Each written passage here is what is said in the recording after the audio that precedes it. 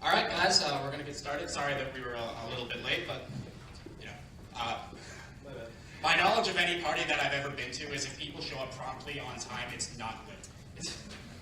Anyway, so my name's Mark Demain. I'm the president of the UWindsor Free Speech Association.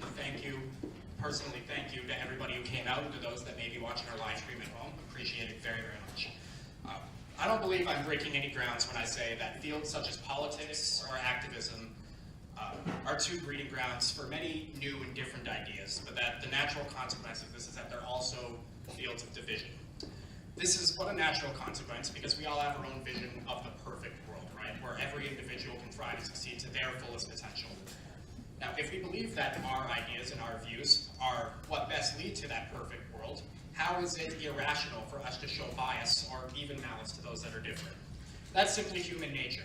But it is becoming ever more important for us to be wary of the line that separates discussion from confrontation. The topic of feminism is one of such division of ideas, and here with us are not two, but 5 different panelists that each have their own unique views on the topic, what they believe will lead to that perfect world. And I want to encourage all of us in the audience to put away any bias or malice that we may have to the best of our abilities. Why is this important? Because it will ensure that this remains a civil and an academic environment, not a confrontational one. Now, why is that important? Because it is that civil academic discussion which propels us forward to finding the next best idea that might just change your life, might just change the world. Whereas confrontation and uncivil argument will at best bring us to a grinding halt and at worst propel us backwards. So with that in mind, I hope y'all enjoy Battle Royelle, a discussion on feminism. Thank you very much.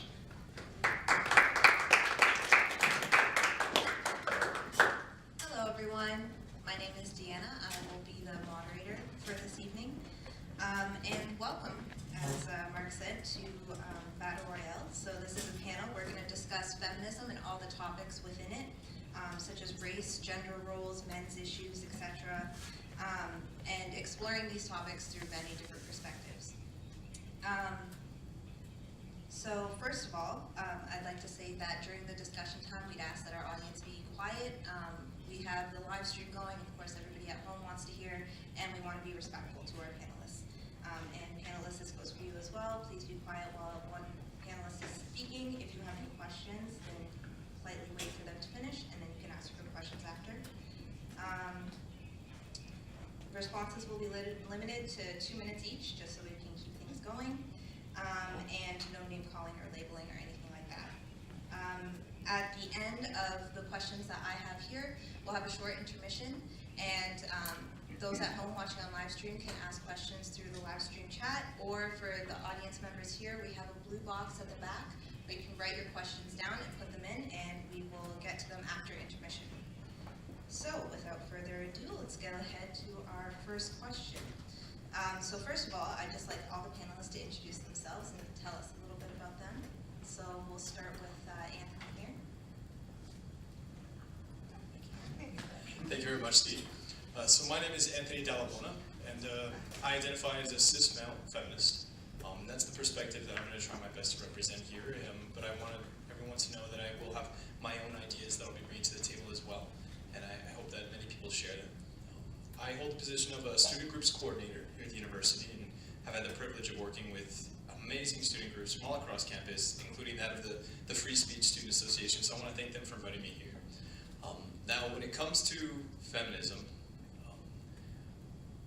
I believe very strongly that in the face of equity and equality, that men have just as much to say as women on the subject. It is of the utmost importance. Human rights are what we're talking about today, and so I'm really happy to be here. Hi, my name is Tasha Riley. I'm currently a student at the University of Windsor. I'm taking Women's Studies and Social Work, and I'm here to speak on the position of womanism and how it contrasts from different levels of feminism. I'm here to speak on my point and just express to everyone my viewpoint and how I believe womanism contributes to the overall goal of feminism, as well as how it contrasts in many ways to feminism. Hi everyone, my name is Hagar Sayed and I'm a third-year law student. I'm also the law student representative on the UWSA. The viewpoint I'll be bringing forward is intersectional feminism, and just my viewpoints as a Muslim woman bringing her viewpoint to feminism in general. My name is Dawn McCarthy. I'm a graduate from the University of Windsor here. I'm going to be giving the perspective of an anti-feminist, but more so towards what modern feminism is, not so much what the original intent was. Hello, my name is Maggie McCauley.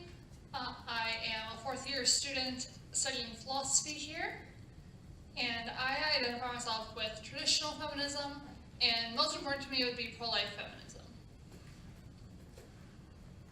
Alright.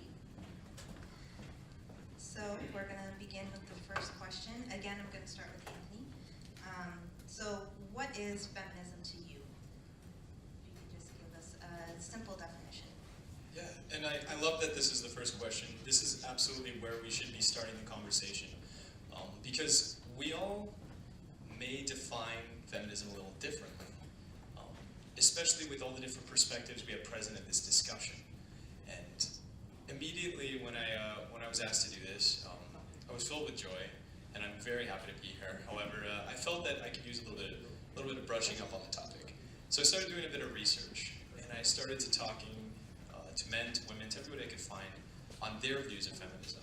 And the very first thing I found when doing that research was people define feminism differently. And it's immediately clear to see some people have adverse reactions. And I say, whoa, whoa, whoa, why'd you just get so upset? And they define feminism for me, and I'm like, oh, that's not how I define feminism. So the definition is really important. Now, I personally define feminism as really simply stated. I wrote it down just to be safe. The advocacy of human rights on the basis of the equity and equality of the sexes. And that is a very open definition, but at the same time, it's very clear and very transparent.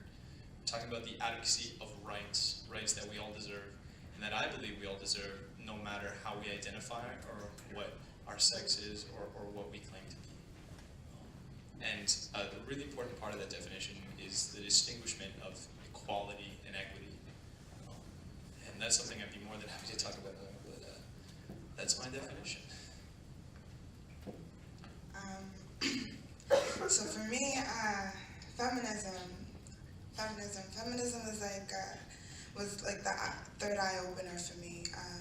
It was like I was able to see how certain structures in society were operated and were structured in such a way to prevent and enable certain individuals just based on characteristics of their identity. So being a woman, your racial identity, your sexual orientation, how these different barriers could prevent or enable someone to have access to opportunities, have access to rights, basic human rights at that. And so when I was able to identify these things, I think that that's really where feminism sprouts from, is being able to identify and then actively taking that action to work against them and making it a more equitable, as you had stated, arena for everyone to participate in and grow from. So I would agree with the first two definitions. The way I would define feminism is generally it's a movement. It's a movement to end sexism, sexual exploitation, sexist exploitation, and oppression. So I mean that's very broad. That goes for both males and females, because oftentimes sexism also, you know, the idea or the belief is that only men can be sexist, but women also uphold the sexist society or patriarchy. So I mean it goes both ways, and it takes on a structural definition as well. So dealing with the structure of patriarchy and how you can end patriarchy or end oppression through feminism. So naturally, my perspective is going to differ from the first three. One thing that people tend to look at when they look up feminism is the definition, the advocacy for equality between men and women, and that's pretty much how I see it. I have never really seen feminism to be something for men or anything else that the movement has come to encompass. So that's my view.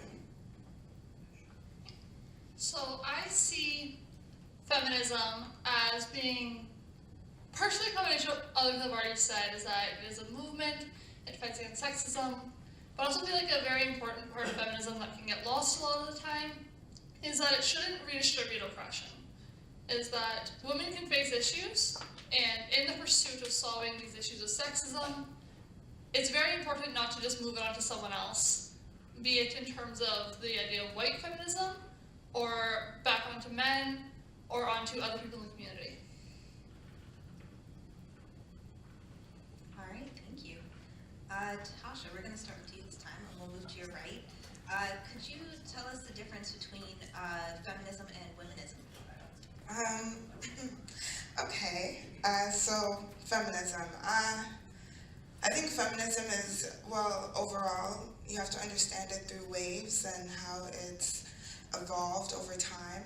And so when I look at feminism, I view feminism as like the breeding ground as to where women really started to open up their eyes to the broader world out there. They really started to see their role past the homemaker, and we started to see them active in the public sphere. We started to see them working outside of the home. We started to see them taking on political positions and things like that, and really fighting for their rights. So I would say that's what feminism is. Now, when we move on to womanism, I would say now we've breached off into the third wave, specifically where we start to see how different aspects of your identity can all play and work intersectionally with one another.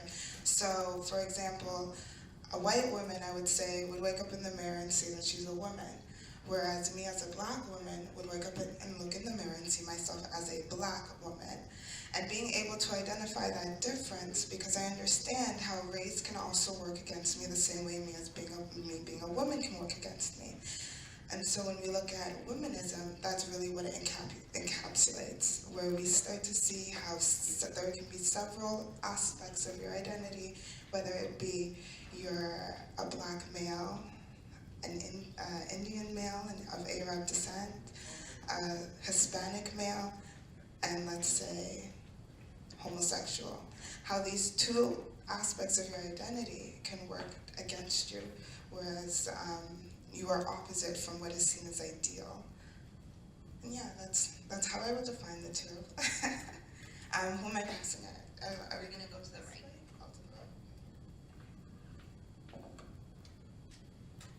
So I think in looking at womanism, it's very important to not only look at ways, but the context in which white feminism or first wave of feminism came out of, right? So particularly the fact that this first wave of feminism rose from this previously disenfranchised, privileged white women's want to join the workforce or to become equal to men economically mainly. So it was mainly a class struggle to leave the home and join the workforce. So in doing so, a lot of these women disenfranchised marginalized women, and they left them with their different issues and kind of focused on themselves. So womanism, when it came in the third wave, in the term how it was coined, and how Alice Walker coined it, it was a different shade of feminism. So again, it was focusing on the equity perspective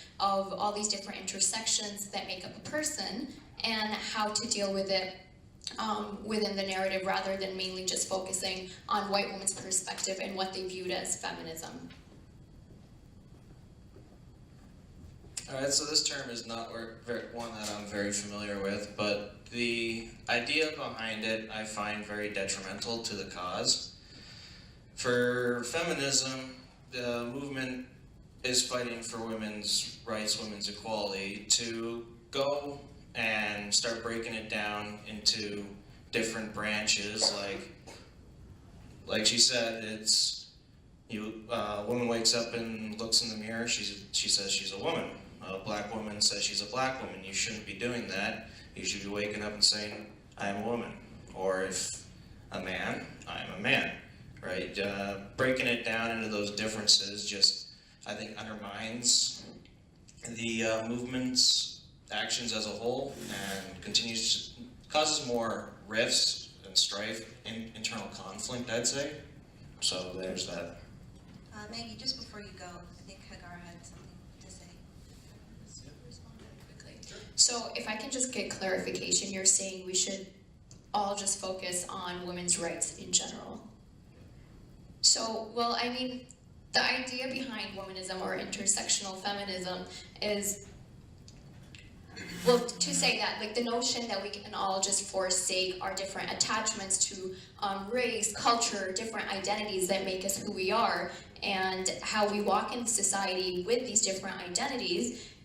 It's us walking this walk within a framework of white supremacy and a framework that is there and that's meant to be deconstructed by feminism, right? So what feminists are trying to do is pretty much break down this construct that has imposed itself on women, or what feminists believe it has imposed itself on women. So I mean, to just walk as a woman, I don't think that's possible to walk as a woman without referring back to identity and how identity shapes us, pretty much.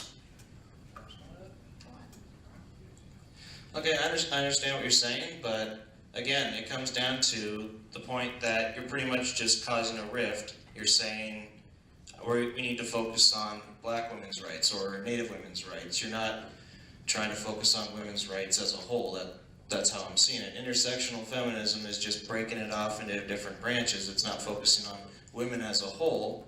It's just focusing on different branches, and that just causes infighting and arguments that one needs to be prioritized above the other.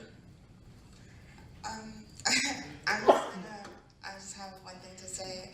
I think your viewpoint on feminism, or what you're hearing us say, is that we're almost like against each other, and that's why you think that there can't be I called it a branch off of feminism, you're calling it a riff. Now, it's not a riff, because to say I'm a womanist isn't to say I'm against feminism. It's to directly link my identity to feminism. Feminism in itself wasn't enough to incorporate my entire experience. And so when I say I'm a womanist, it's not to say, oh, I'm not a feminist, but it's to acknowledge the fact that race also plays a factor in my life. And many of the people who look like me, who are different from what the ideal is set to be. And yeah, I think we empower one another. I think there's definitely elements of feminism within womanism and elements of womanism within feminism. And yeah, that's what I have to say. I think what I would just ask, like, what is the norm that women should be going by to unite? Like, and that norm usually is in favor of the status quo, which is not, like, it's not addressing the issues. It's women come in different walks of life, basically, and addressing these different issues doesn't necessarily mean conflict. It just means addressing it in different ways. So I can kind of see where everyone here is coming from. I think that there's a bit of a misunderstanding between each other. Is to Doran, you can't kind of separate your different identities. Is that I can't speak as a woman of color, but to kind of use the ideas that they presented, is that when you look at, it's not about I look in the mirror and I see myself as a Black woman because I am intentionally putting something extra in. It's you are a Black woman or you are a Muslim woman. And that's just exactly what you see in the mirror. So I don't think it's intending to cause any rifts, but I can also see your perspective in that I think a negative consequence of intersectional feminism can be that, how do I phrase this well?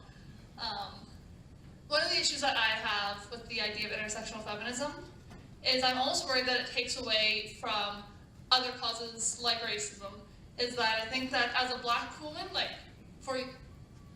I don't see how it's more valuable if you focus on womanism than sexism and racism. That would be just my perspective as a white woman. I don't see where the advantage is for you. But So I wouldn't see it as an advantage at all. Well, I mean an advantage in, an advantage not in your life, but an advantage in moving towards betterment. Because, okay, when we look at feminism, right, we look at women, okay?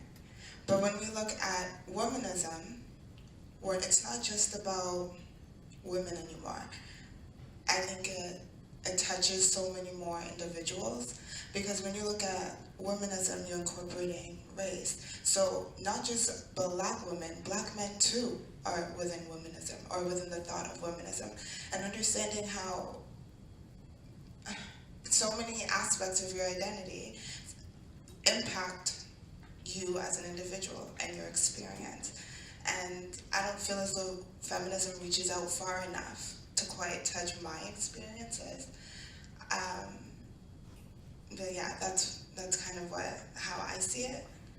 Does that make sense? Is what I was saying making sense? I think you're trying to... I normally lie, I forget about microphones. But I think I understand what you're trying to say. I'm not entirely sure that I agree with that speaking out of someone who doesn't look in the mirror and see a black woman. I also think and like what you had said before, you don't look in the mirror and you don't see a black woman, right? And I think that's an integral part of this discussion, is because you don't see a black woman, obviously you're not black, right? But you don't see a white woman either, right? Do you look in the mirror and see a white woman? Or think white woman? It's not that I throw black in there because for the sake of it, because I feel like it separates me, but I know it separates me. It makes my experience much different from yours. And I think that's important, because if we're going to dig deep into feminism, we really need to touch all the pockets of oppression. And race would definitely be one of them. And race, working along with being a woman, is definitely an area that is skimmed over by feminism. That's the need for womanism. Okay, I think our main area of contention then would be that I don't think feminism is the platform for all other injustices. I said that is why we can fight multiple injustices. I totally understand where you're coming from about wanting to fight for black women's issues, and I can absolutely see where you're saying that is its own separate thing, because a black woman has different issues that she faces compared to a white woman or a black man. Okay, I can see where you're coming from there. The other thing is, it's not a critique of womanism, it's more of a critique of intersectional feminism, that I just don't think feminism is the right platform.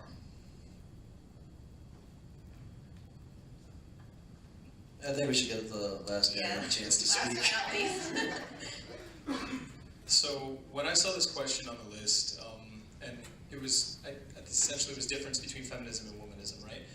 I saw that question. I'm like, womanism is not a term I hear too often. It's not what I'm going to have a lot to speak on. So I'll leave it to the ladies at the table and take it to their advice. However, hearing the conversations or the ideas just presented, I have a lot to say, especially to our counter debate, counter discusser, because especially when we introduce the ideas of intersectional feminism, and we look at the definition of womanism. So a lot of the people that I've discussed feminism with, they tend to confuse it with womanism.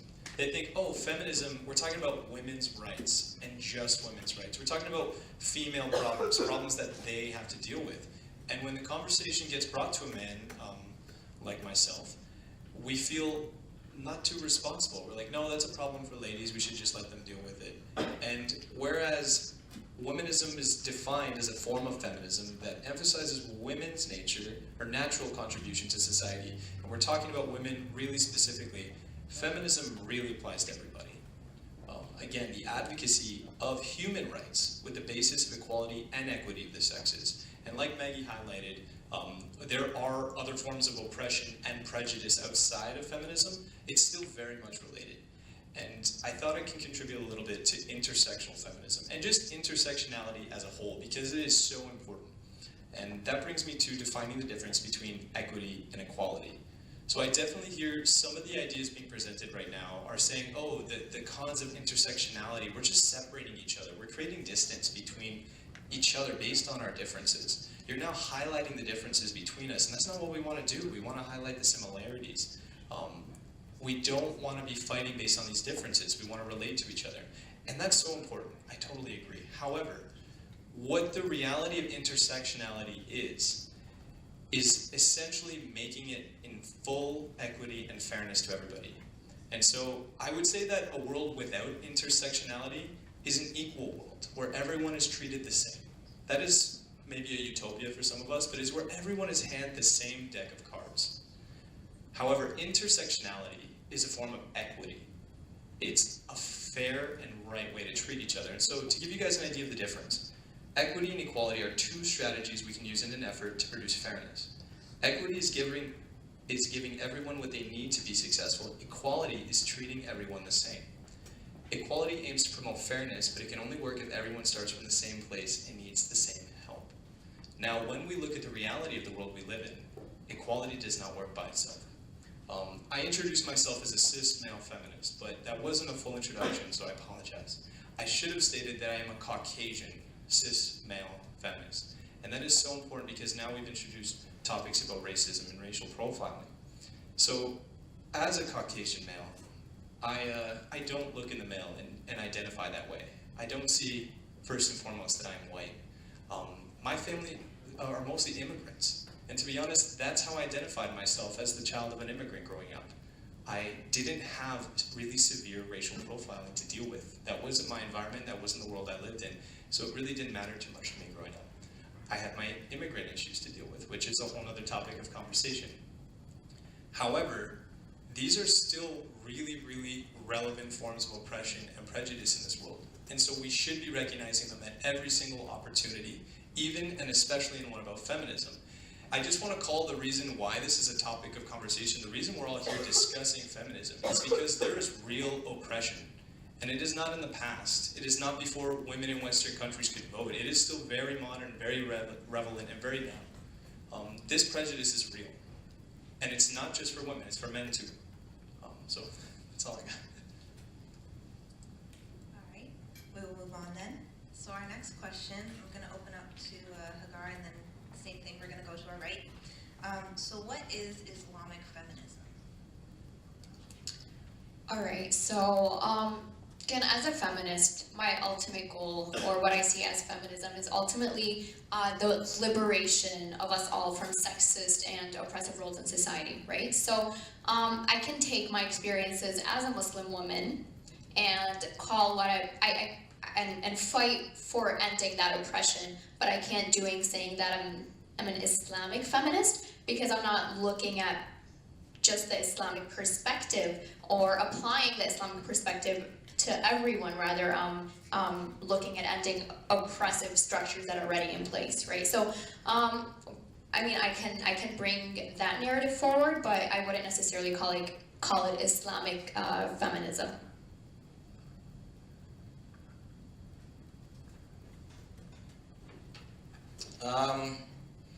The concept of Islamic feminism is kind of a foreign idea to me. I don't really see how the two correlate together in a sense. Maybe in the Western world, Islamic feminists are more of a thing, but I'd say in the Middle East it's not so much prevalent, and it's probably one of the places that need feminism more to fight for equality, for women's issues in those countries per se. That's pretty much all I really got. I just have a question to you, and that would be, as a Muslim feminist, do you see Islam as being overly patriarchal and something that should change? Or do you think that it's something that, like, I'll speak that I am Catholic. Catholicism gets accused of being patriarchal and oppressive a lot, and I think that comes from not understanding the role of women in the church, and that it's equitable, not equal. So do you feel the same way about Islam, or do you, like, this is not a question, I'm not trying to get you. Yeah. Well, I would say yes, Islam is a patriarchal religion. There are gender roles, but I mean, I don't believe in the elimination of gender roles per se. But maybe that's a question about gender roles later on. And I don't see Islam as, or sorry, can you repeat part of the question, like the? Do you want me to use Yes. hers? We're gonna, yeah. So I spoke about how my experience as a Catholic woman is that a lot of people tell me that my religion is patriarchal and oppressive and doesn't like women, and they'll point to women in the role of the priest and how that I find is a misunderstanding of religion, of my religion, women in the religion, and equity versus equality. So do you feel like it's the same way in Islam, or do you think there are things that seriously need to change? Generally speaking, I see it's a matter of equity. I would agree in that sense. It's not equality. Women and men generally are seen to have roles that complement each other, right? I mean, that could have a more in-depth discussion, but generally speaking, in terms of patriarchy, so for example, men are seen as the head of households in the manner that they contribute to the household. It is an obligation upon Muslim men to contribute financially to the household, right? That's a man's role. But at the same time, it's also the right of a woman to be financially independent. So I like the saying where a Muslim woman, if she makes money, it's her money. And if the husband makes money, it's her money. So, I mean, in that sense, there is patriarchal, definitely, and I'm not contesting that. And there are gender roles. But again, it's also about equity and not necessarily equality, that both should be, or both should have the same thing.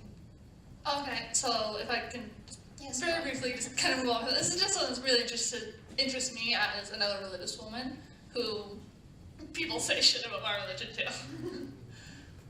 So I don't forget that. But in terms of being a Muslim feminist, a lot of people talk about how Islam needs kind of its own reformation, like the Christianity had way back with Martin Luther. Do you think that's something that Muslims should work towards?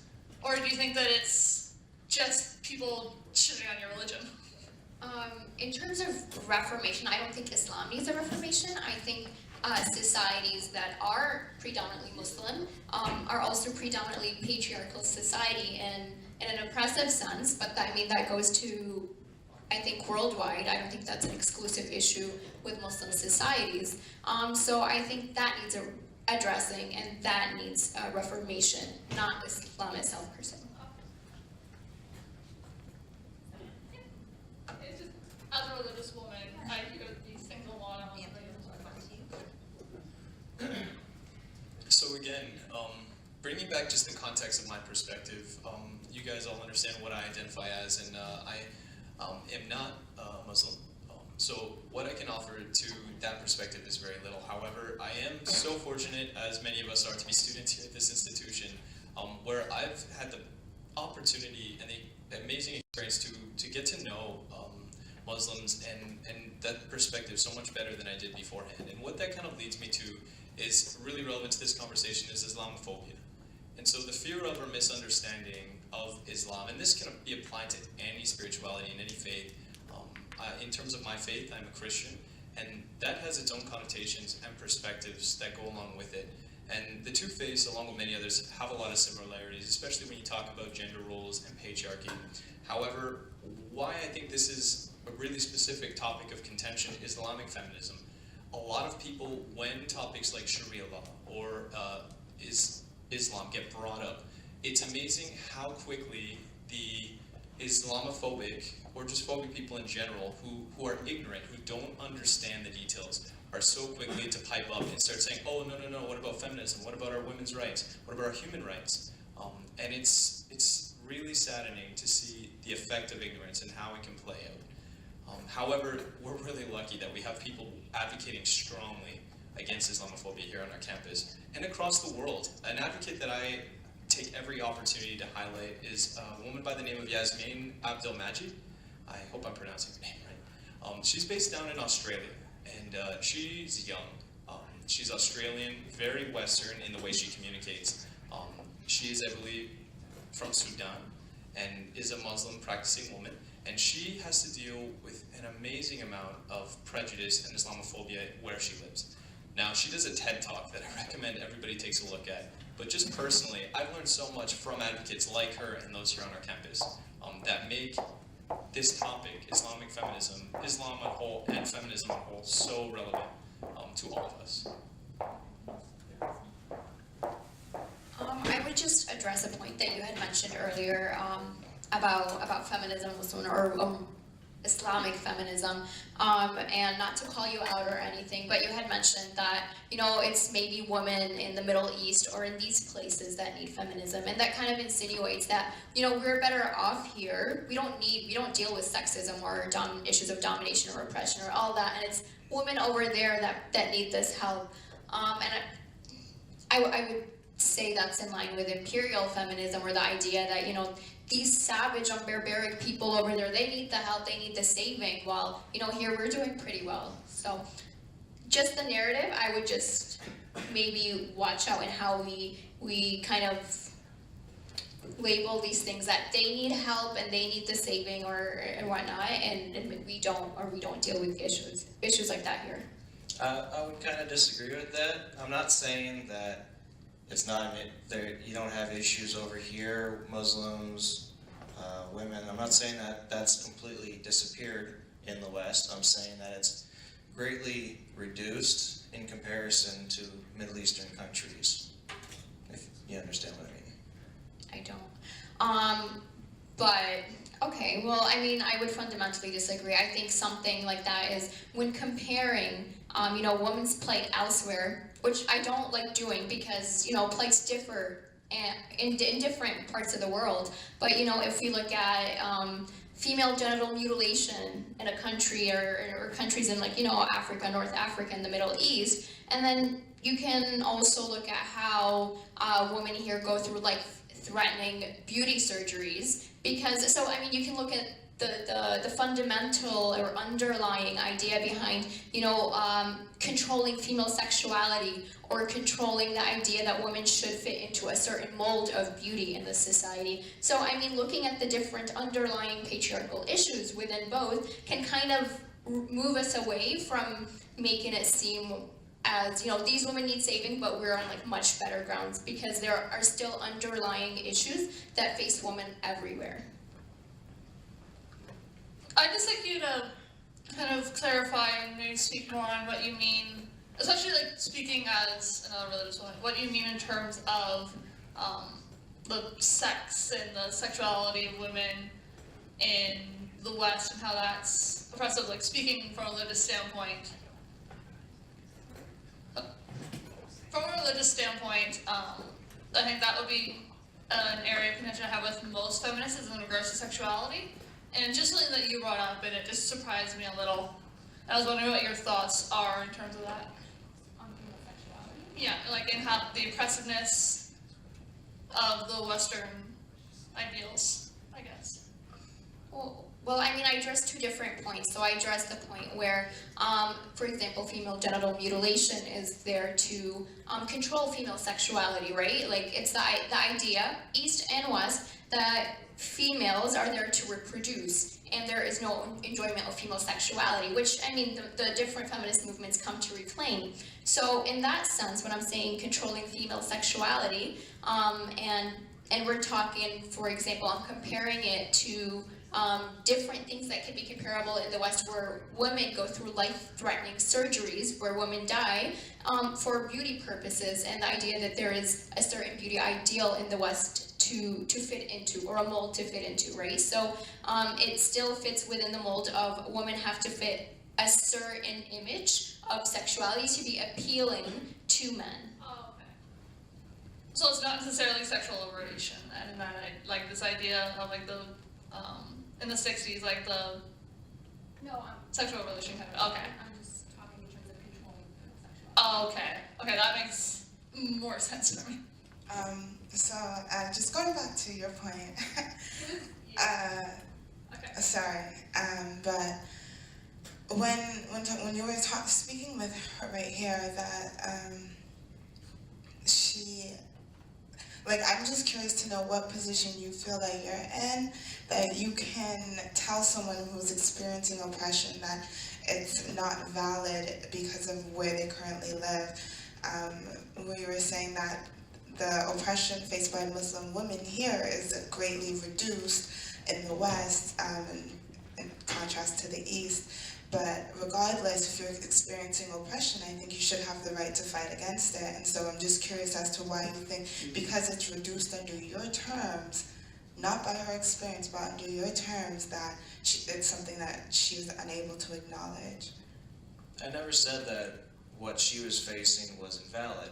I'm saying that society as a whole is further along in accepting these different perspectives, these different movements, the liberation of women, and that in the sense that, for example, the Middle East has not exactly gotten to that stage yet. I'm not saying that she doesn't face any oppression at all, or what she faces means nothing compared to what people face over in the Middle East, African regions. I'm saying that society, we should be celebrating the advances, the improvement that has been made in Western countries that is able to encompass all these different cultures, to accept all these changes and the betterment of everybody, I'd say. Sorry, but can you give me a history of feminism in the Middle East? Like, I don't think that's something that, I mean, there is a history, so the way that you're wording it is that, you know, there isn't much of a history of women's rights in these regions, which is a very problematic misconception that women in these regions haven't fought for their rights or haven't advanced in any way, or advanced in ways that we would like them to advance, right? So I would just say that's a very problematic approach to label regions that you might not know, you don't know their history on, you know, women's rights and women's liberation and struggle to label them in this way. Well, I disagree with that. I understand that for the most part, the Middle East had some history with feminism and betterment of women, except it kind of took a step back. I think it was in the 70s when everything kind of just went south and Sharia law was implemented mainly in Saudi Arabia, and it's just not really gotten any better for them. So I'm saying it's something that's needed more there, but it's not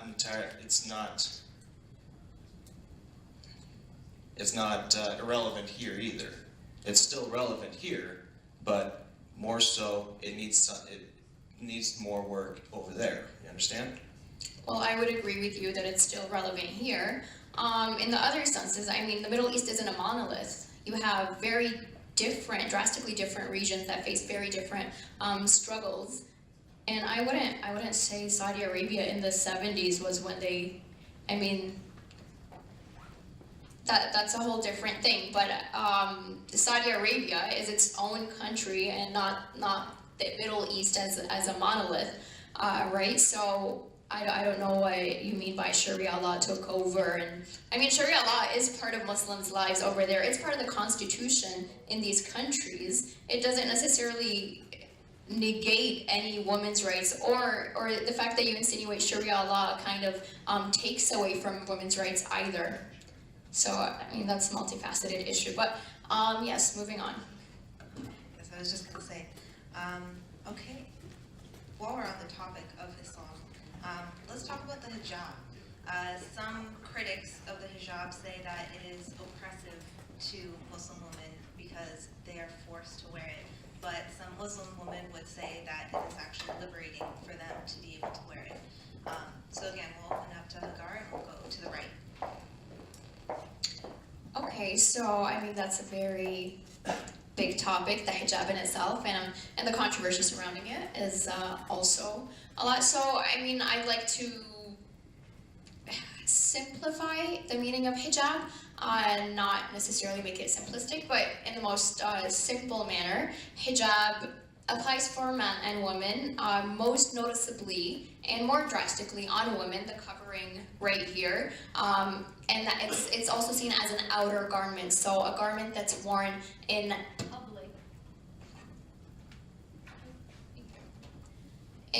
public in outside society. So hijab doesn't necessarily apply in the home with close family members, close male relatives, or women, right? So I think in looking at hijab and looking how its role in society, and if it's oppressive, if it's liberating, whatnot, it's important to critique and analyze its role within society and in relation to the status quo. So we still live in a patriarchal society, a society that continues to sexualize, objectify, and use women's bodies as commodities, right? So in that sense, hijab for me, as a Muslim woman, it acts as my personal way of shielding myself or taking ownership of my body from society to be able to view it, right? So for me, hijab is my personal struggle or act of empowerment against the status quo. So in that sense, I see hijab as a general liberation. It's moving away from the beauty standards that are set by society. It's seen as a way of ownership from the male gaze and its ownership of women's bodies. So I generally see covering as an act of empowerment against society and its patriarchy. Well, being that I'm not Muslim, I can't really comment on it professionally, but from my observance, I find that the hijab specifically, more so in the West, is a choice, where over in the Middle East, it's in Islamic countries and their society, it's more so expected, not so much demanded anymore.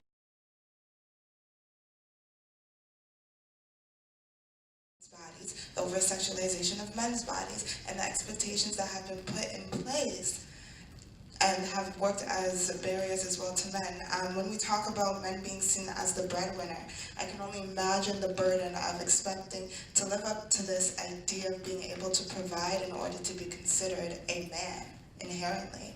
And when you look at feminism, it does touch on these things. So feminism isn't to say that only women experience oppression. Feminism is to say that there is oppression, and it is affecting individuals within society in an unfair and unequitable manner.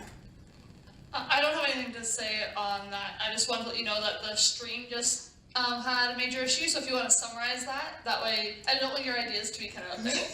Yeah. That's it, kind of cut out, right? But, Oh like, no. I have it on my phone here. But just give a quick summary for everyone watching. Oh gosh. Okay, so what I was saying was that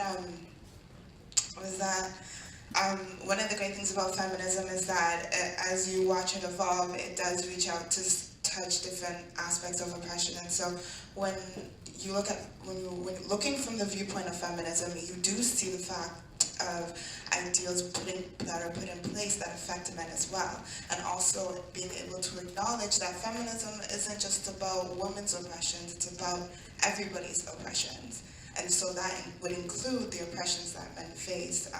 The example I had given was the example of the male breadwinner and having the burden of being able to provide, being the defining factor in your ability to be a man. And yeah, I think that summarizes it. If I can just go back to a point that you made. Sorry, can I get your name again? Doran. Doran. Okay, so you mentioned that, like in the Middle East, again, you used the Middle East as this monolith when, I mean, only two countries, Saudi Arabia and Iran, have anything enforcing the hijab, right? So, or covering of the head for women. Any other country, walk in Egypt, you'll see women in shorts walking alongside women in niqab, full face covering, right? So, I mean, you using that, I don't think that's the anomaly for like, that's not the norm in society of like forcing women choose to wear the hijab in the Middle East, and it is a choice. It is a choice in countries that are predominantly Muslim that women either choose or choose not to do, right? So there was another point that I was going to address, but I cannot remember it now. See, I'm not trying to just simplify it by saying the Middle East this, the Middle East that. Like I said earlier, it's not required, except for Saudi Arabia and Iran. It's still a societal expectation for a lot of Muslim majority countries. Okay. Like it's not required. It is still an expectation, though. Women do have that choice, but there is that societal expectation that they wear it. I mean, to a certain extent, I would argue that, although to a certain extent that is taken as the norm in some societies, Lebanon is like 50% Christian. I mean, like these societies, it's not like, you know, this is the norm in all these societies, maybe in some societies, but again, as like Maggie was saying, I keep losing my train of thought, but I mean, you were mentioning also the fact that, you know, Muslim women in Iran or after the Iranian Revolution, I mean, also a lot of women chose to cover up. It's not like a lot of these women, and then in the same sense that you choose to talk about women in these countries, I think it's also to bring the analogies and talk about in the sense in a lot of Western societies, women are targeted for wearing the hijab. Even here in Canada, right, women are targeted for the fact that they wear hijab, and like the Islamophobia is real. In some countries, there is the attempt to institute it in law, right, to make it legal for women to take off their hijab. So just as there could be societies which try to enforce the covering of women, there are also societies that try to enforce the taking off of clothes of women. And like you said, it's not per se, it's not like the clothing per se that's empowering or not empowering, but in the context of society, it's important to look at how clothing or the beauty industry or all these different things factor into dismantling the status quo, right? So, I mean, a lot of times we like to, or what I'm seeing more of is using feminist platforms to call things empowerment, but it's essentially just repackaging patriarchy and objectification of women in different packaging. And that's, I mean, that's not necessarily to be speaking about the hijab specifically, but it's of how we throw empowerment or label things empowerment on these different things when they're not necessarily, when looking at the status quo, it's not empowerment. Now we can talk about the individual level and choice that comes with wearing, and that's like a different level of personal empowerment, but that does not necessarily go against the status quo or empower against the status quo. And that was a long rant. Sorry, Dorn, but we're gonna have to move on. Oh, So, we kind of skipped over him Yeah. entirely this discussion. get to him and then we'll move on to the next question. I'll keep it succinct, but we talked about a lot of stuff, and I want to thank everyone quickly. We're very lucky at this discussion to have some very different perspectives. And I especially want to thank Agar, first of all, for not only being a representative of your faith, but giving us that really, really good definition of what it means to wear the hijab and what the hijab means itself. So thank you for that. I also want to thank Doran, because you very well sort of gave us all what your perspective is and how you perceive these things and what they mean to you. And what I want to tie both of those sides back to is that ignorance is so at play everywhere we go, be it east or west. And a couple different terms were tossed around in this conversation that I really want to call out. A big one, spirituality and faith. We talked about Sharia law, we talked about Islam, we talked about the hijab, and these are all things that tie together really closely in Islam. However, we then started talking about society, we started talking about culture. And where these things are not entirely separate from each other, they're definitely all related. They are different. They don't mean the same thing. And that's something that I've really come to learn and that I want to call each and everyone here, everyone watching this, to pay attention to. Because it's really easy to lump everything all into one category. It's easy to say, oh, Sharia law means that women don't have rights. Oh, it means they have to cover themselves up. It means they can't do this. It means they can't do that. It's really easy just to take that news headline that we read online, that clickbait. It's so easy. But I want to encourage everybody, please investigate. Please be critical. And please try and be above that ignorance, because there's so much more to it.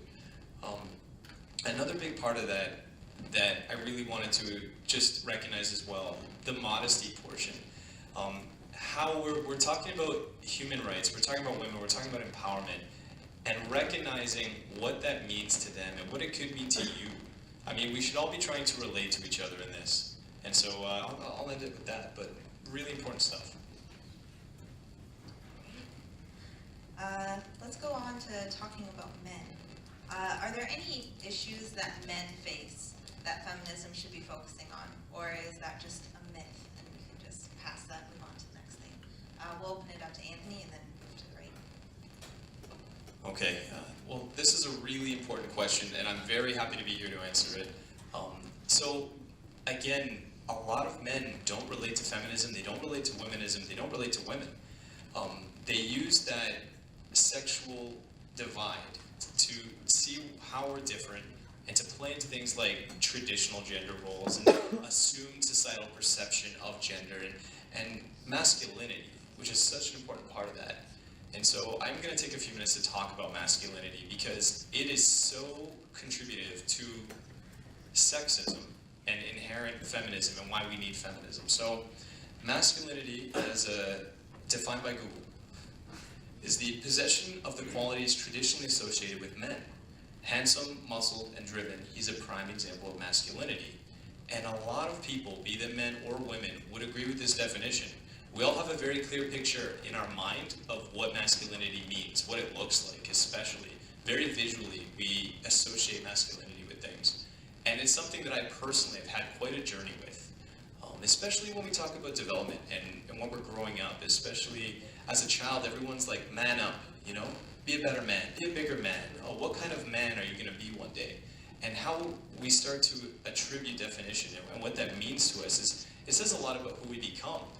And so when I was little, what kind of man was I going to be? I immediately looked to the closest man, that was my dad. Now my dad is this, you know, tall, I mean, everybody's tall when you're growing up, but he was this tall, strong guy. He worked so hard to support for his family. He left for work early and he came home late, and that was what I saw mostly of my dad. And as I got a little bit older, I saw, oh, my dad was the guy who barbecues. My dad doesn't cook, he just barbecues. My dad always drives. My mom never drives the car. It's always my dad who drives. My dad was the guy who could fix something. Oh, the dishwasher's broken. Call my dad, even though he didn't know how to fix the dishwasher. And that was very, very real, although maybe some people would call it relaxed sexism. And it also really contributed to how I started to define genders and how I started to define masculinity. And so when I come back to masculinity now, a big question that a lot of people bring up is masculinity toxic or is masculinity fragile?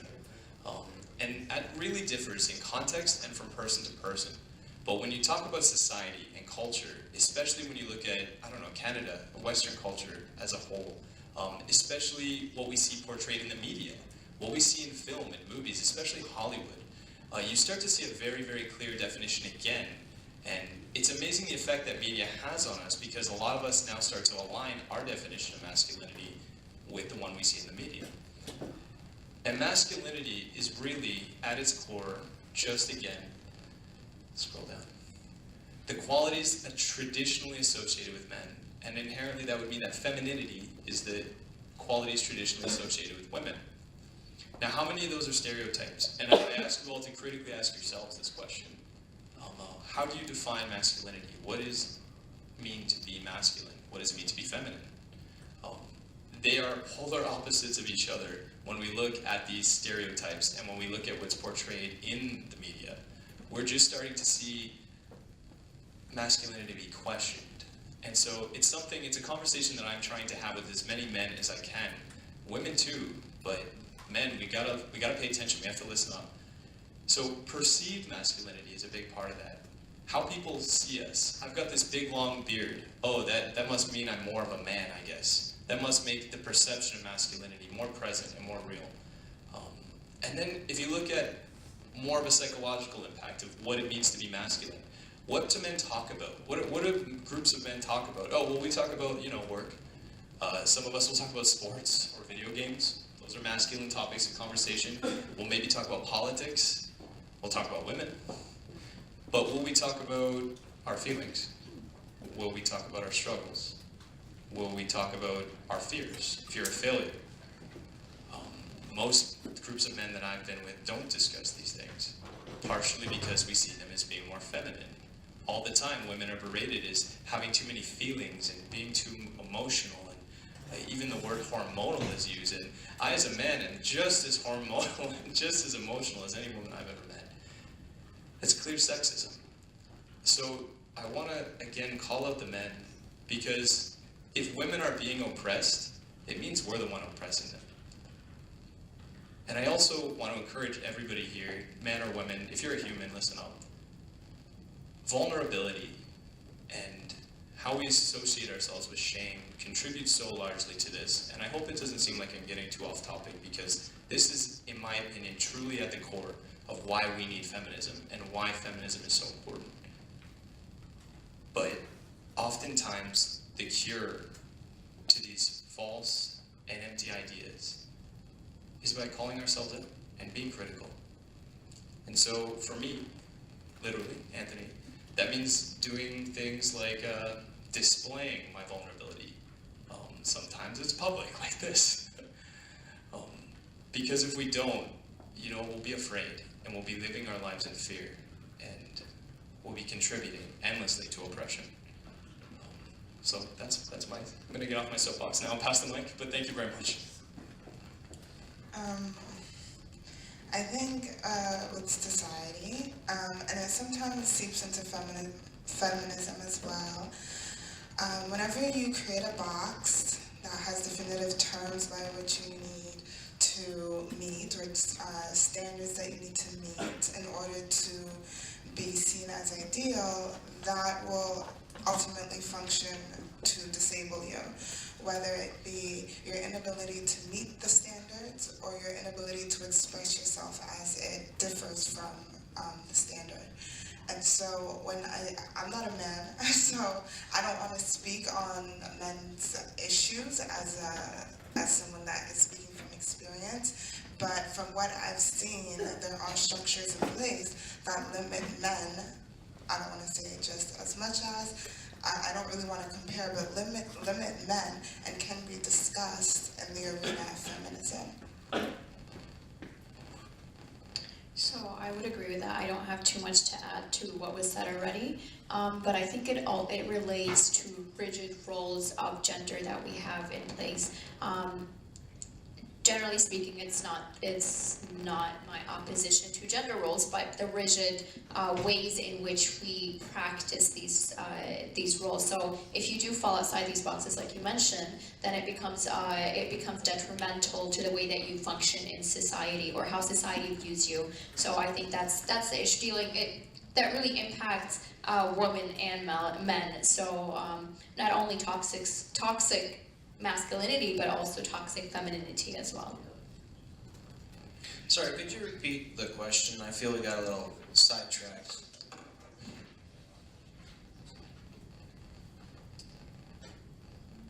Are there any pressing issues that you feel that affect men?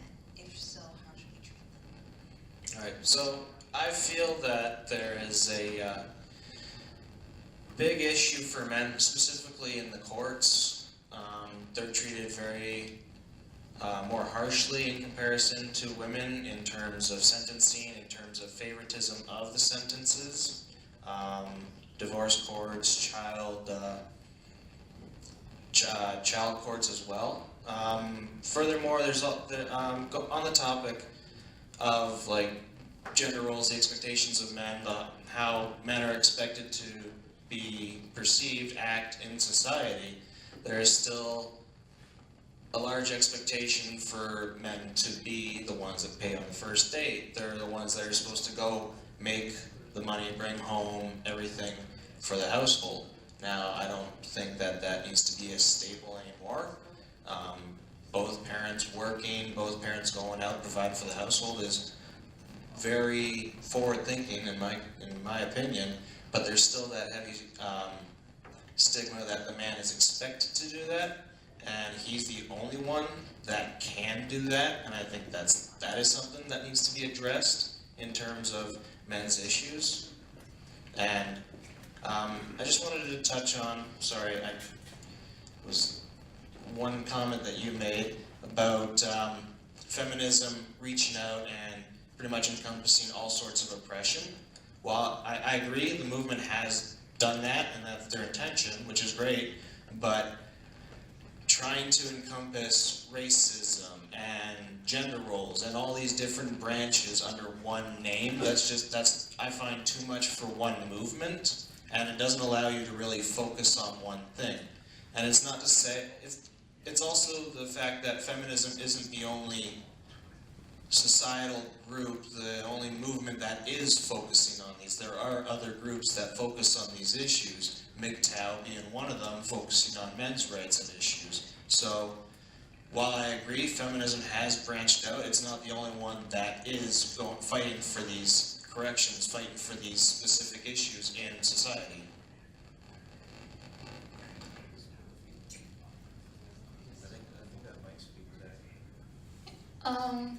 So I think in terms of, because there was a panel on feminism, and there are some men's issues that fall within feminism and some that fall outside of feminism.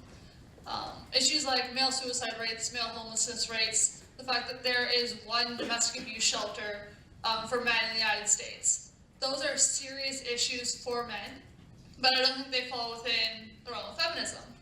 On the other side, things like men's issues in family court and men's issues and other, like along those lines, in terms of, like, what is it, family court and, I lost my train of thought now, but there are serious men's issues that do fall within feminism because they come from a misunderstanding of our roles as men and women. And there's this idea that women are inherently a better homemaker or inherently a better parent, and we see that that idea of women being the reason that a woman is more likely to retain full custody over her kids when a man will maybe get 2 weekends a month. So I think that there are definitely a lot of serious men's issues, but one that I'd like to talk about specifically is men's portrayal in media.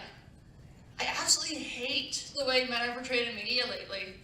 If you look at commercials, you'll see, like for Tide Pods, say, that it'll be a man doesn't know how to wash his own shirt until the woman comes and is like, here, have a Tide Pod, you don't need to measure anything anymore. Or in television, where the dad is just the goofy guy who babysits his kids and doesn't know what he's doing. I hate this portrayal of men, and I feel like it just damages our relationships with each other, and I feel like it damages men's views of themselves, what they're capable of, and it also puts a lot of pressure on women to pick up the slack, to be the perfect parent, because why can they expect men to do so?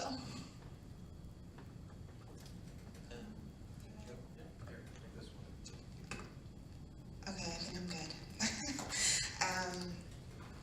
So I wanted to touch on what you were saying about how there are different movements to support the struggles men face. I agree, and I can understand why an individual may not claim the title feminism in order to represent their identity, and I don't really think feminism calls for that, but I think there needs to be an acknowledgement of feminism kind of being where the spark started in looking at these issues, because we didn't analyze men's roles until we analyzed women's roles, and then we got on to understand how men play a role in their experience, as well as the effect of society on men's roles as well. So I agree, but I also think that feminism played a role in your ability to understand how certain things are also placed against you and affect the way that you move and navigate within society. And yeah, that's Sorry, I agree entirely. I think feminism has definitely been, like what you said, the spark that caused men to look at themselves, look at how we're portrayed. But again, coming back to what Maggie said, the idea that for feminism to claim that it's also for men, but then to say there are problems that are related to feminism and there are problems that aren't related, you can't pick and choose. If you say you're fighting for men's rights, men's issues, it has to be all of them. You can't just take some of them and say, no, you men need to deal with them yourselves. You need to take the good and the bad, you need to face it all together. Otherwise, you're not really appearing as inclusive as you're saying you are. You understand? No, that's really interesting. I never thought of it that way. And you know what?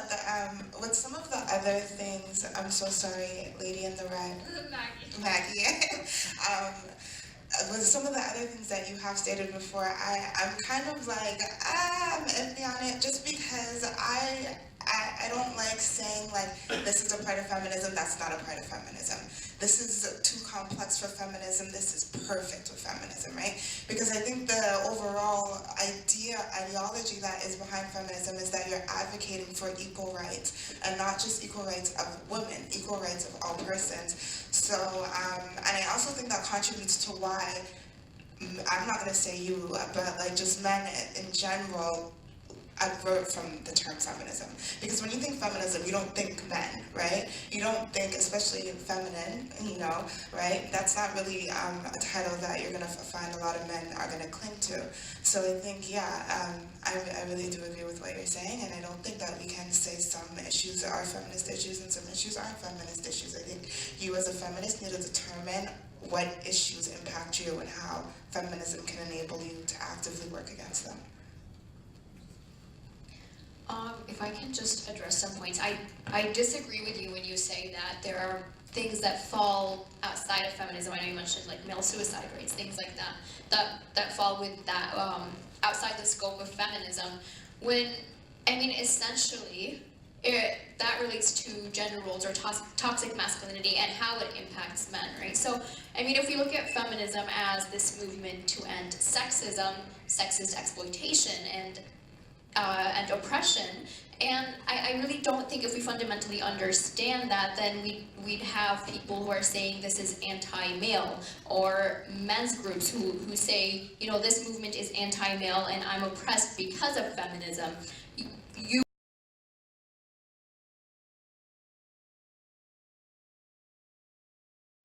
I think that the focus of feminism is women, and like, not just white women, and I know that there is that kind of idea of white feminism, but women as a whole, women's issues, what impacts women, and ideas about women that can cause harm in other areas. But there was one thing that I want to talk about in the comments that, before we continue, is that one person's asking, why are we talking about men's issues on a panel about feminism?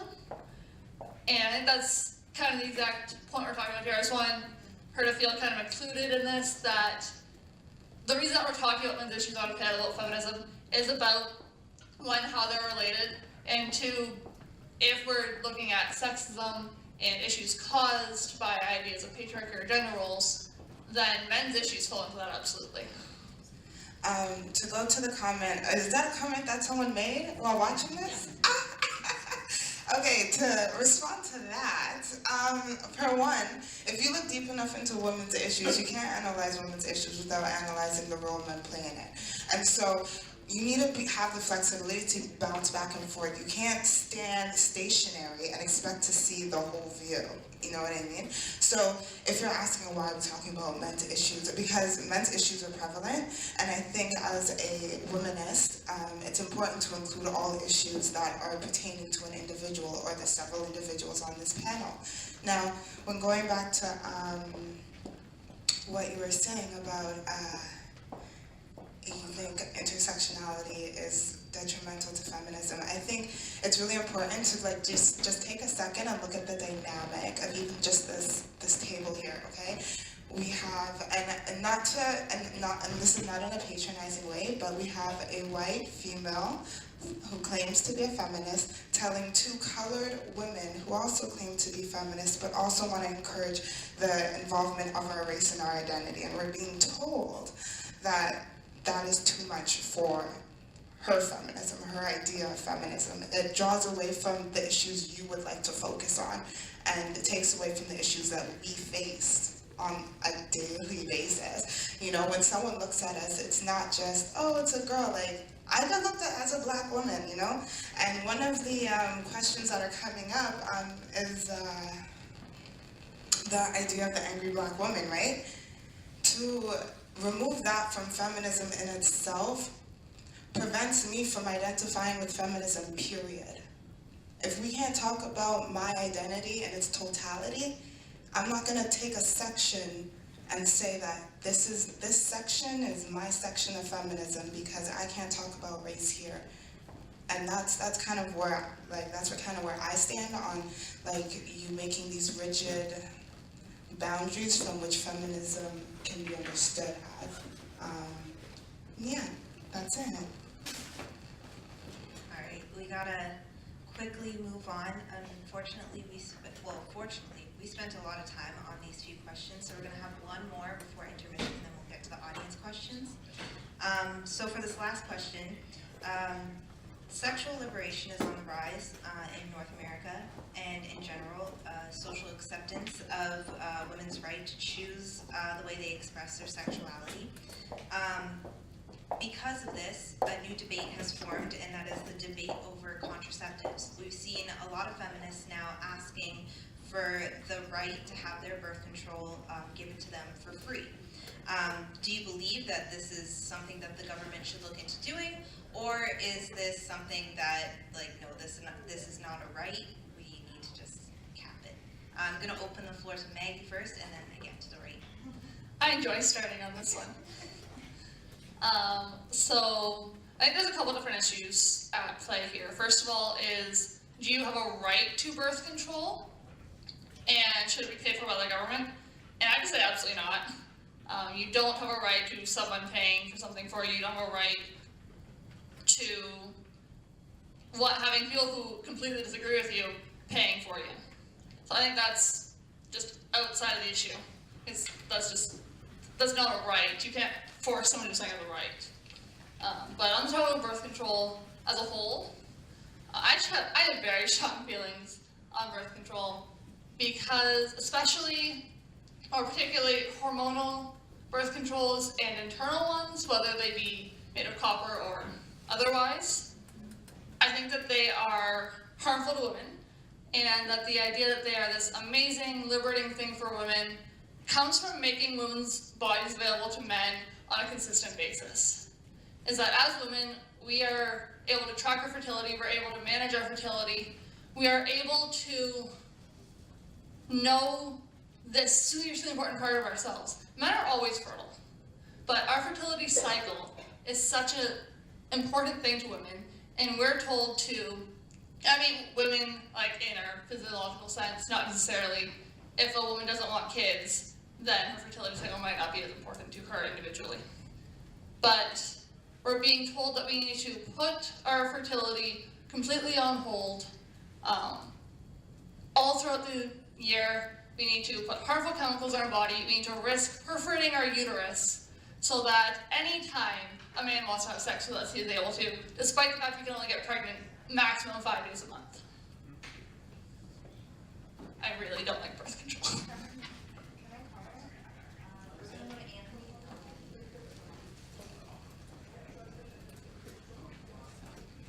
Do you know what? This is a question that I'm not quite ready to answer. I kind of want to hear some of the more perspectives at the table, if that's okay. Yeah, I'll pass it on. So, I just have a couple of notes here. Okay, so when we're talking about women's access to birth control, I can understand from just like from coming from the perspective of looking at the economy, the government not having that responsibility of providing birth control. I don't think birth control is necessarily being free is a right, but I think accessibility to birth control is a right. About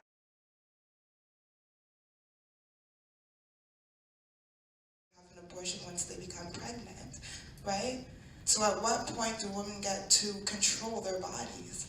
Like, at what point do we decide, okay, you can decide, even though you are a person who was born to give life, you can decide when that is appropriate for you, or if at all, because there are women who do not want kids. And I think being able to protect yourself from that is important. Well, as I said, there are maximum 5 days, when it depends on your own personal cycle, that you can get pregnant. Like it's not about women not being able to choose whether they become a parent or not. It involves a little bit of work, yeah. Like you check your body temperature, sorry for any guys in the room, but you check your cervical mucus, do that kind of stuff. You figure out when you are fertile, when you aren't. Okay. And if you're in a relationship or you're interested in hooking up, part of that is there's a responsibility. Just like there's a responsibility to take a pill every morning, if that's the route you choose to go down. But in this expectation of women to make themselves accessible to men sexually, and to always be accessible to men sexually, and to not have this period where no, they aren't open to men. That is something that one person in the comments is talking about, how no one's ever told her she has to take hormonal birth control. But it's in my philosophy class, we were talking about how no one tells women they have to shave either. A lot of women think that they like shaving. But if you go a little while without it, you might find, oh, this actually really sucks. Why do I do that to myself? Well, I think one of the issues, you're making it seem like, or inferring that it's an expectation of women to have sex whenever, like a man wants them to have sex. But I mean, there's also an aspect of ownership of maybe a woman doesn't want to have children, and a birth control is the route she chooses to go through, right? Why not make that accessible? Or a woman just, having sex. And I mean, birth control, that's not the only thing that birth control is used for. Birth control is used for, cystic fibrosis, like different medical things, acne. So, but I mean, a big part of it is definitely reproductive rights, and women taking ownership of that, or having, or kind of managing that in their hands and not relying on their partner to be the one to do so. So I don't see the issue of having that being accessible. Like, what's the issue in that? How are you defining accessible?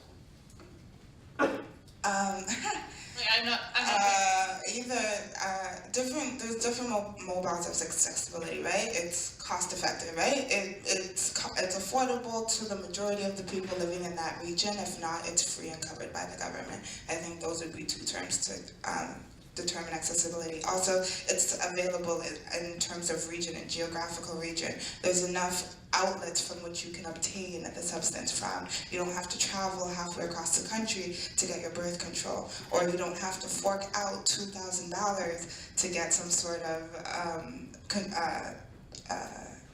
medical procedure done, so that you're no longer able to be fertile. Birth control is also intrinsically related to abortion, right? Like the more people are able to take control of their bodies, the less abortions there are going to be. And I'm pretty sure probably your stance, you call yourself a pro-life feminist, right? So then if a woman can't control her, the way she manages her birth control, and then she can't have an abortion, then where does it end?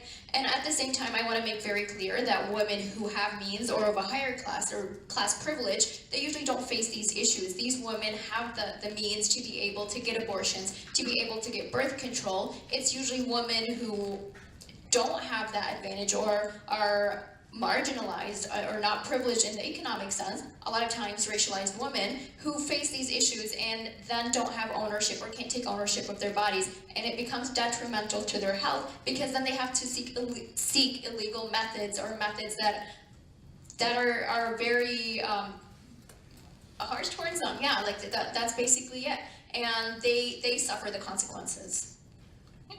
So first and foremost, it's actually a very common misconception that birth control lowers the abortion rate. If you actually look at Planned Parenthood statistics, the Guttmacher Institute, you can see that as more people use birth control, they are less careful with their sex life and their fertility, because there are still places where you can get pregnant even on birth control using condoms. It's not 100%.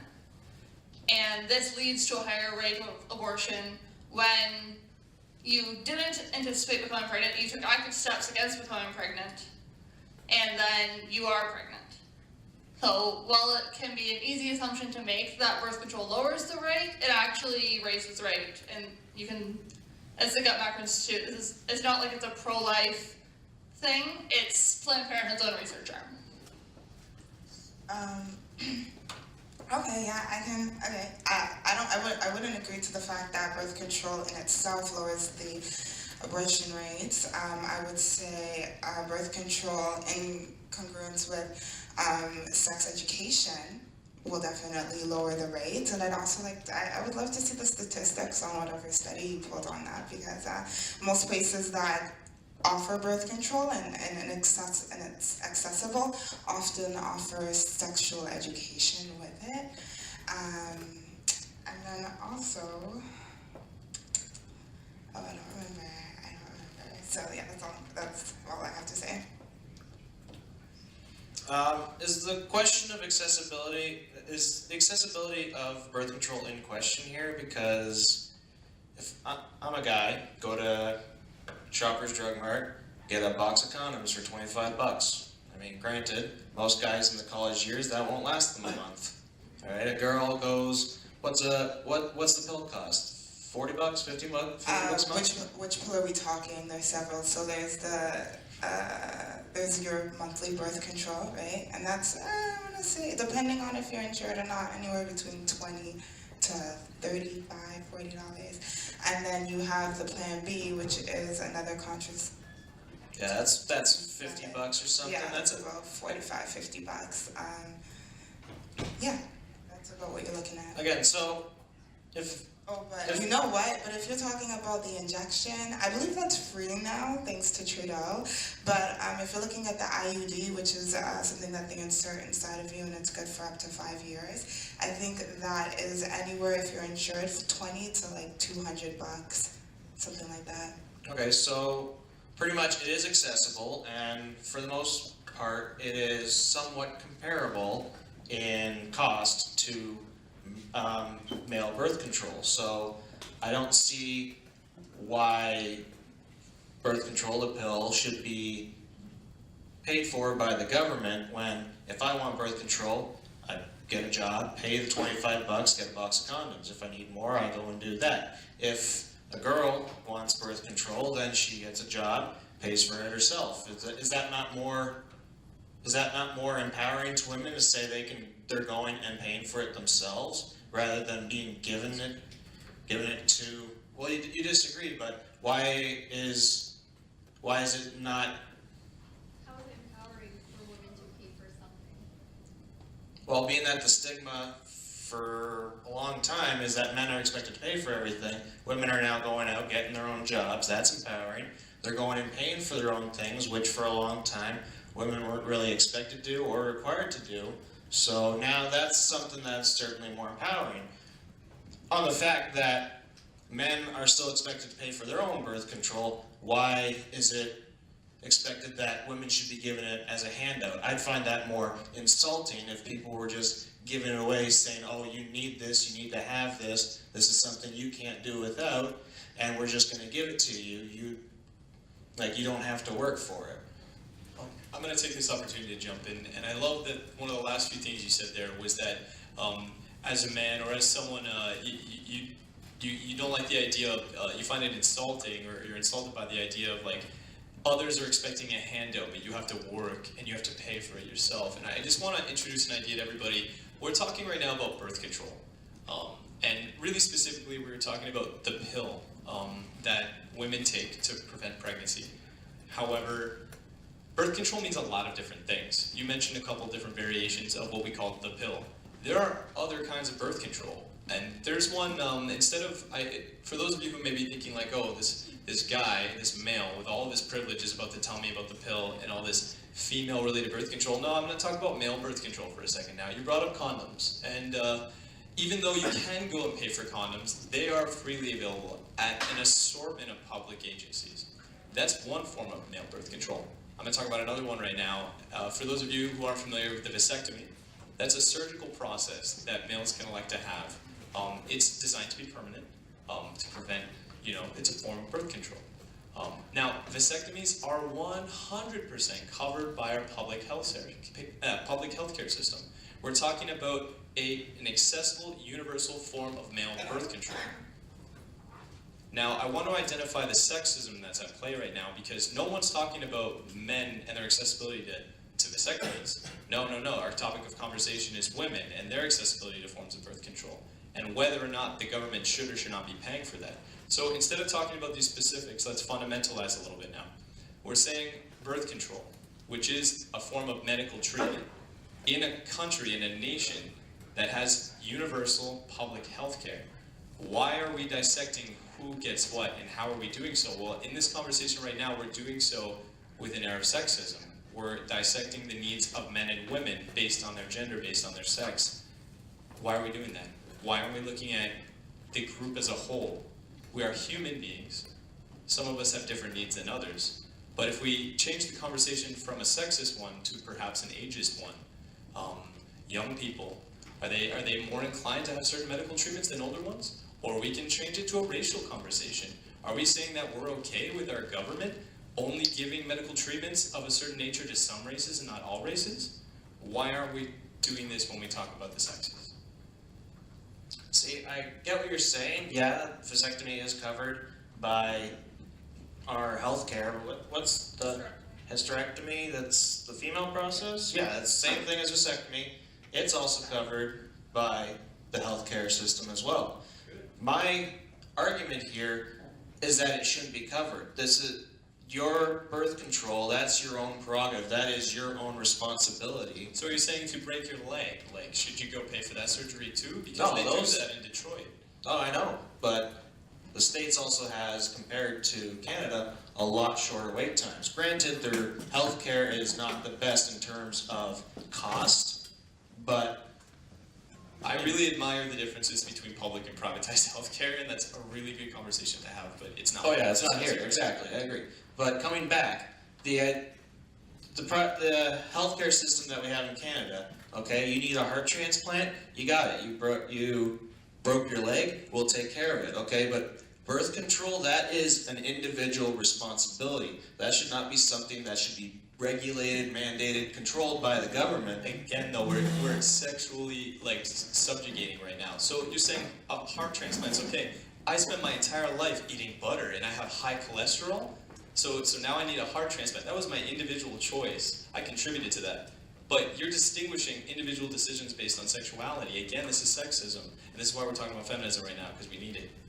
I think that the major difference between getting a broken leg fixed and getting a vasectomy or hysterectomy is the idea of elective surgery, and whether, it isn't a matter of, oh, it's sexism, it's, well, should we cover elective surgery? If you are choosing to have something done, that's very different from if this will save your life or not. Or if this will severely impact your life, say, if you have a broken leg. Well, in certain extremes, giving birth is a life or death question for some women who are unable to, whose bodies are unable to support not only the process of pregnancy, but also the process of giving birth. And so getting your tubes tied would seem like a viable solution to that.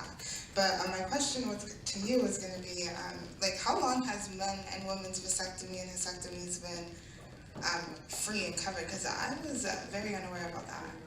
Do you know? In Canada? Yeah. In Canada, how long has it been covered, the vasectomy and hysterectomy?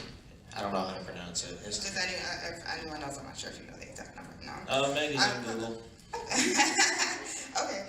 Well, that's really interesting, but I think that those are also more permanent solutions and permanent procedures to be had when we're talking about birth control being free. We're talking about the pill, which is a temporary solution to not wanting babies within a certain period in your life. I just, overall, I just don't really understand how, especially standing as a feminist, you can tell other feminists what they should be advocating for and what is important to them, and what issues they should be standing behind. Well, the thing that I'm trying to talk about here isn't that you shouldn't be allowed to take birth control. I never said that. I never said. Okay, I think I said sorry. that- I think I got carried away. Okay, Yeah, because yeah. you did that. You're right. I think that this idea of birth control is inherently sexist. I think that the idea of birth control we have in society, especially in terms of that it's women who are expected to take hormonal birth control, that it's women who take on the risk of breast cancer because they take estrogen every single day, or with the exception of sugar days. But when you're taking that much estrogen, you dramatically increase your chances of breast cancer. And that is something that is put on women because, like I said, it's about being available to men. When, like, there's very few days when we can't have sex and not get pregnant. Okay, I would just like to, Oh, but this was a good conversation. I like this one. Two seconds. Okay. Last comment, go ahead. Okay. I would just like to say, I think we should really look at the role of birth control, especially in rape culture, and how that has been used to give some women some autonomy over their bodies. Because the reality of it is, some women are more susceptible to experiencing rape than others, and that is a very hard force to battle against. And so things like birth control become very useful in preventing pregnancies, especially amongst young women. Because when you, especially if you go into the States, like, you know, the projects it's a rough area, and rape is prevalent. And so you have 13-year-olds walking around with babies in their stomach, not because they wanted to experience sex or because they're loose and all over the place, because of the area that they live in. They're susceptible to certain things that us over here, especially with our police and society, aren't exposed to. And so, yeah, that's it. That's my last comment. Sorry to cut you guys short. There was actually a lot of questions that we didn't get to because we're having such a great discussion. But we are going to move on to a short intermission, about 10 minutes. If you have any questions, again, there's the blue box at the back. Please write your questions down. If you're watching at home on the live stream, feel free to put your questions into the live stream chat and we will try to get to them. As for that, Mark has a couple words.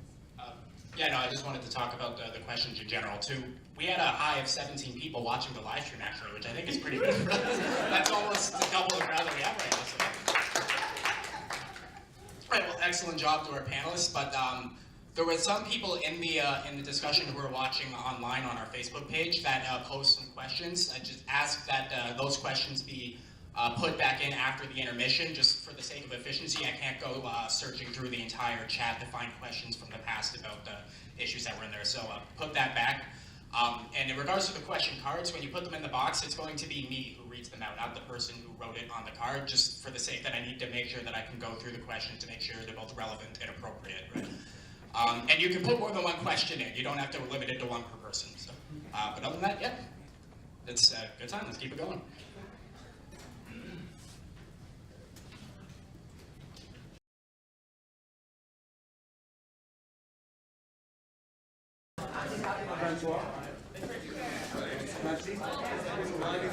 Crunchy board?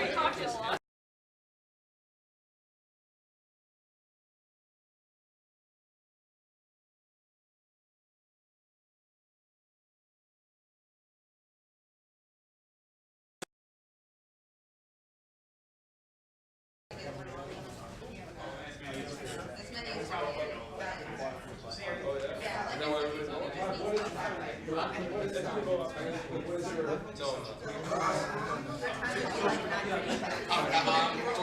We just have to get the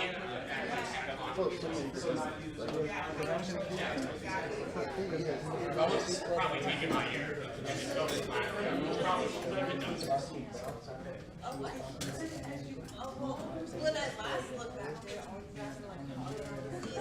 All right, guys. Are we live right now? We're live? Okay, cool.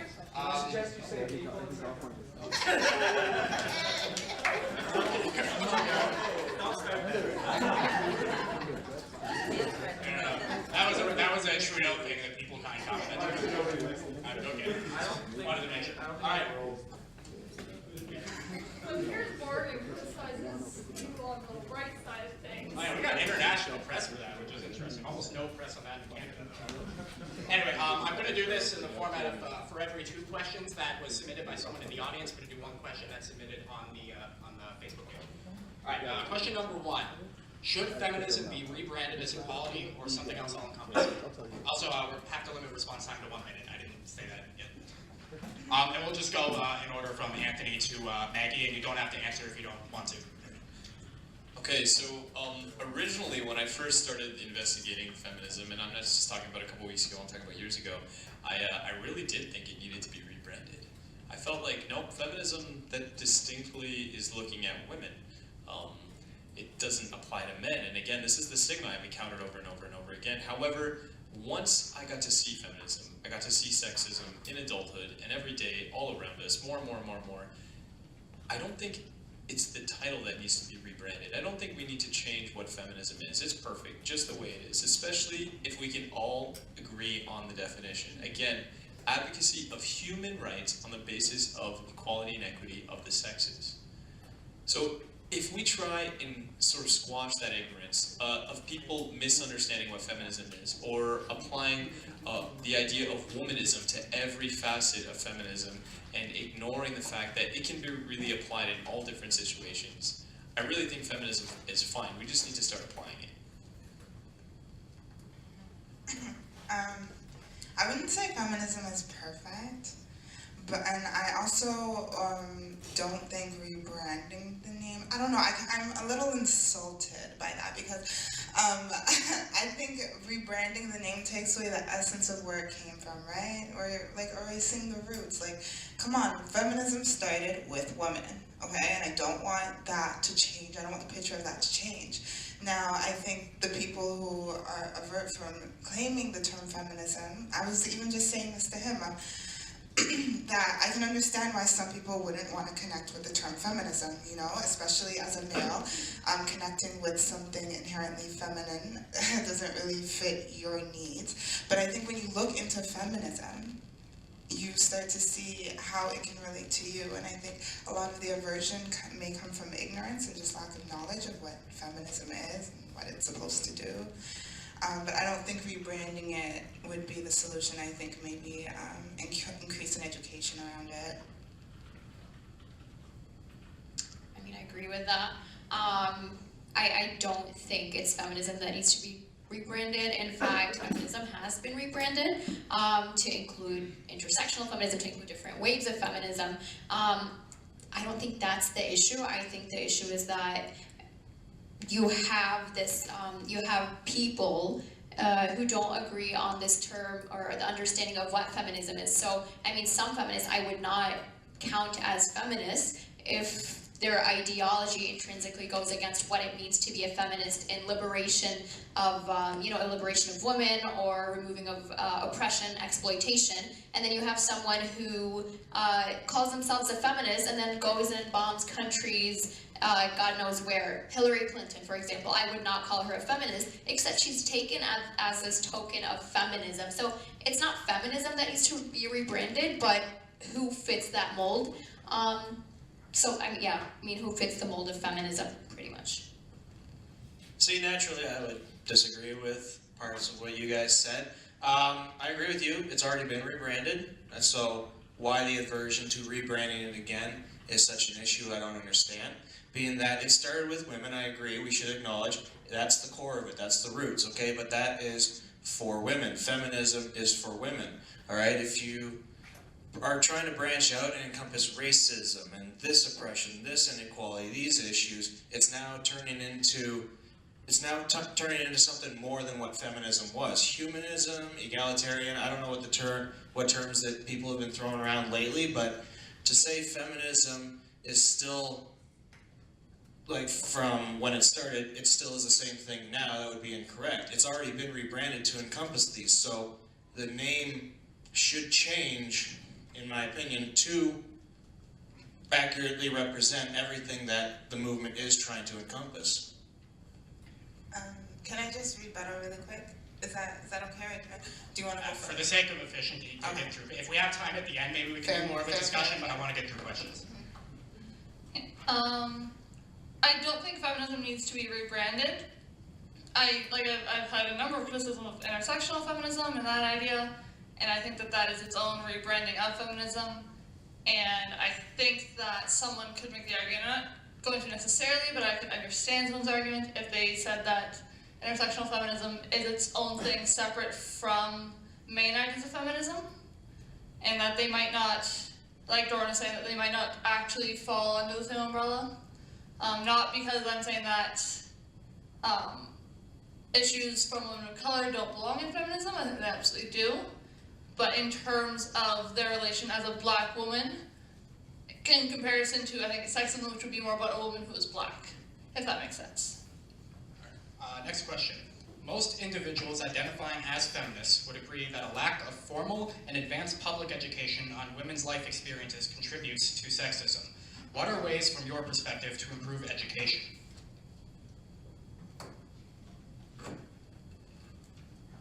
So that's an awesome question.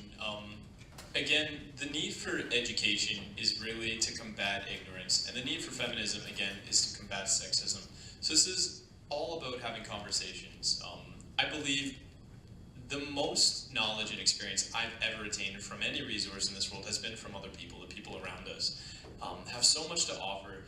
The term human resources means so much.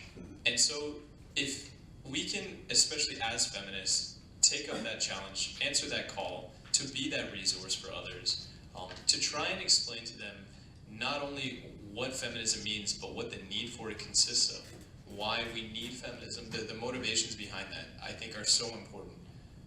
And we definitely need more education. This is not something that is even remotely close to being eradicated. I mean, and again, it arose from, and I love that you highlighted the history of feminism and the importance of that in the name, and talking about a brand, but it affects men too. So we need to be talking about this. If any men ever want to have a conversation with me about feminism, please hit me up. Improvements in education. Well, for one, I didn't really learn about feminism until I joined the program on women's studies, so I think that's really important, especially since it kind of sparked my journey on learning about feminism and womanism and who I am today. So I think maybe bringing feminism to the lower levels of the curriculum, where we're learning about it in elementary schools, where we're learning about it in high schools, sparking young minds in order to create a greater impact, I think would be a good direction in improving the education around these issues. Well, feminism at the beginning, very beginning, it started from circles of women sitting together and discussing women's issues and how it relates to them. And then over time we saw that it was caught up in all this academic jargon, and it became an academic sphere where that's where you hear about women's rights or feminism, women's studies. So I think a main thing is to bring it back down in layperson's terms, where you can speak about what feminism is, how you can speak about oppression and all these different things. You know, storybooks for children, things like that, where from a young age children learn about what feminism is. And I truly think if we learn about what feminism is from a young age on a deep intellectual level, then you really wouldn't have people opposing it and calling it this is anti-man, or this is, you know, all these different things that feminism is criticized for, because truly it's not anti-men, it's pro-woman, it's pro-sisterhood is what it is. Could you repeat the question for benefit of the crowd Most and individuals myself? identifying as feminists would agree that a lack of formal and advanced public education on women's life experiences contributes to sexism. What are ways, from your perspective, to improve education into that regard, I assume? See, I think they've already made a rather significant improvement in the education, especially in universities, like gender studies, women's studies, those were not a thing 10, 12, 15 years ago. So this is relatively a new field, and that is a good thing to an extent. It's getting to the point where it's kind of starting to eclipse other areas of study, and in that sense, it's important to know, like, the history of women, right? That the struggles they have endured, the prominent figures that have given to the society, those are things that need to be brought to the forefront that were not previously. But at the same time, we need to be careful that it doesn't encompass, it doesn't engulf, become a primary focus. It needs to be shared alongside everything else. I'd say that one of the first things that needs to be done is feminists need to be willing to look over the past, look at what they fought for, things that may have been more detrimental to them than they think. I have this amazing book right here. It's called Subverted by Sue Ellen Browder. She was a Cosmo writer, and she was part of second wave feminism, and the subheading is How I Helped the Sexual Revolution Hijack the Women's Movement.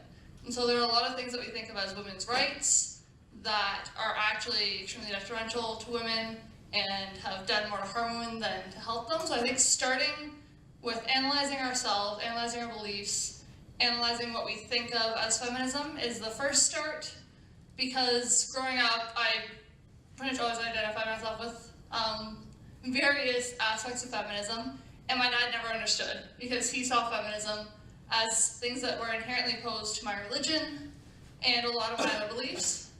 But I think in being willing to analyze ourselves and look at what's really good for women, we can find the feminism that everyone is really looking for. All right, so our first question from the Facebook chat.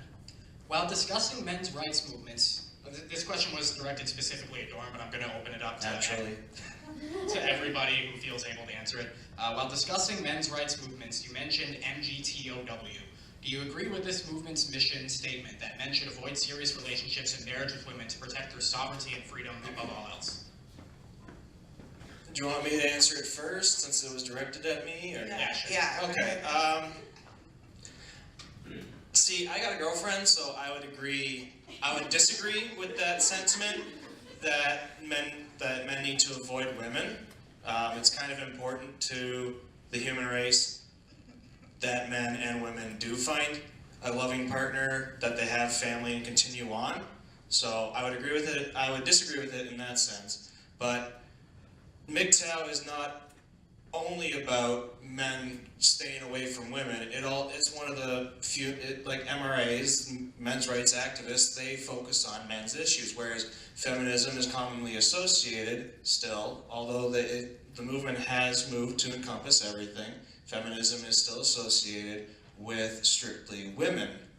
And so the men's rights groups, they're all fighting for the issues that men have, especially, so a bit yes and no, I'd say. Then we'll go through Anthony, back to Maggie. We'll just get door to door. Naturally. Okay, so I almost didn't catch MGTOW, and then I had to Google it. But once I saw it on Google, it instantly came back to me. So for those of you who don't know, it's men going their own way.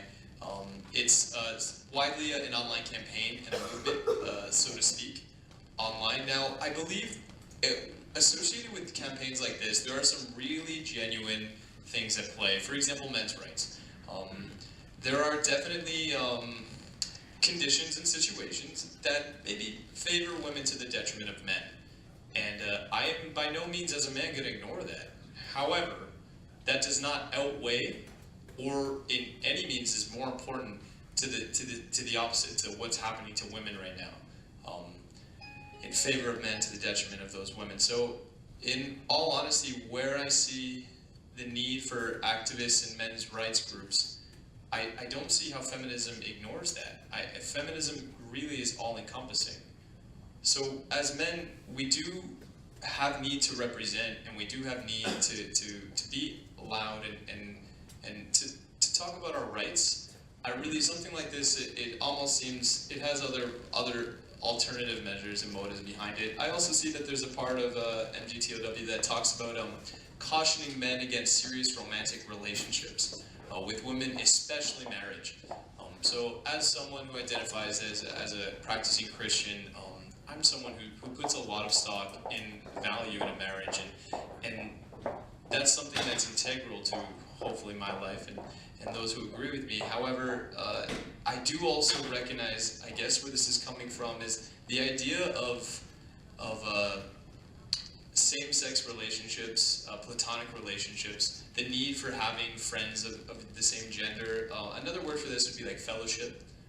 So we have some great examples of this in our society. For example, things like fraternities. Fraternities. Sorry, I gotta cut you off. We've gone over time. are awesome, and so are co-ed groups. I think that's a little extreme to avert from women overall. But you know what? In feminism, there's radical feminists who choose to be a lesbian because they're tired of the oppression that the heterosexual relationship provides them. So I mean, I'm not gonna sit here and tell you what you should or shouldn't do. I think you should do whatever you feel is empowering to whatever cause you're fighting against. But you're not gonna get all men to decide, oh, we're gonna stay away from women. You're not gonna get all women to decide, oh, we're gonna stay away from men. And I don't think avoiding the opposite sex is the solution to our problems. Yeah, I don't have too much to add to this one, but I mean, I don't find that it's similar to, per se, radical feminism. Like, radical feminism stemmed from their dealings as women, from oppression, from patriarchy in general, which isn't necessarily from how men, I mean, these men perceive themselves to be oppressed, which is, I mean, fake news. But, so I don't see that as, I don't see them as similar in nature to compare this group to women who actually experience the patriarchy. I empathize with MGTOWs. Like, I understand where they're coming from. I don't agree with them. I agree more with Dr. Jordan Peterson, who called them all little cockroaches. But I empathize with where they're coming from. I empathize with the hurt that they're feeling, in that they see men who are abused by the court system. They see men who aren't allowed to see their kids, who pay extreme amounts of alimony, and they have no way of winning. And they think the only way to escape that is to stay away from women, which I think is horribly tragic, that they feel like they've been pushed to that, even if I think they're going about it in completely the wrong way. Can I just say something? Yeah, just make it quick. Okay, I mean, just your mention of the court system and how it oppresses men. If we're talking in terms of, I mean, family law, for example, a lot of times it's what's in the best interest of the child. So that's why a lot of times you see, because of gender norms that are already in society, that's why you see children, and the courts advantage them to go with their mothers, because mothers are usually the ones in this society that take care of their children. So I mean, there's a context to that, and it's that women still continue to be the caretakers, and that's why they are the ones that are usually taken to have the children. Or yeah, that's it. 20-second reply if you want, never to move on. I already said that. I said that earlier, and that's why it is one of the issues that I think is very, very prevalent to feminism. And I didn't say that I agree with MGTOWs. I, in fact, said the opposite, that they're little cockroaches. That I just empathize with them because I feel like they've been pushed to that. Next audience submitted question. Regardless of one's position on the abortion issue, why is abortion seen as purely a women's issue if it takes two to make a baby and the offspring is of the results of genes from both parents? I would like to start on this one. When we're talking about, it takes two to make a baby. I get it, and I think that's why the conversation of having a baby should include the discussion of men. But making the choice, because when you're pregnant, like that's making the choice to have a parasite living inside of you, and that is dependent on your being. And I say parasite in the most politically correct way, just as it's something. There's a politically correct way to say parasite. Yeah, I mean, I don't mean it in a term of in a negative way. I mean it in just like the physical state of being pregnant. You're having something rely off you and suck your energy from you, and it provides nothing back to you aside from maybe the emotional attachment that may come from being pregnant. That's false. Okay, go ahead. Explain why. I'd like to know why. Yeah, We'll get to Maggie at the end and just remind that you can express why you disagree with that there when we get to your turn, but please don't interject when someone else is talking. Okay. I forgot what I was saying. Yeah.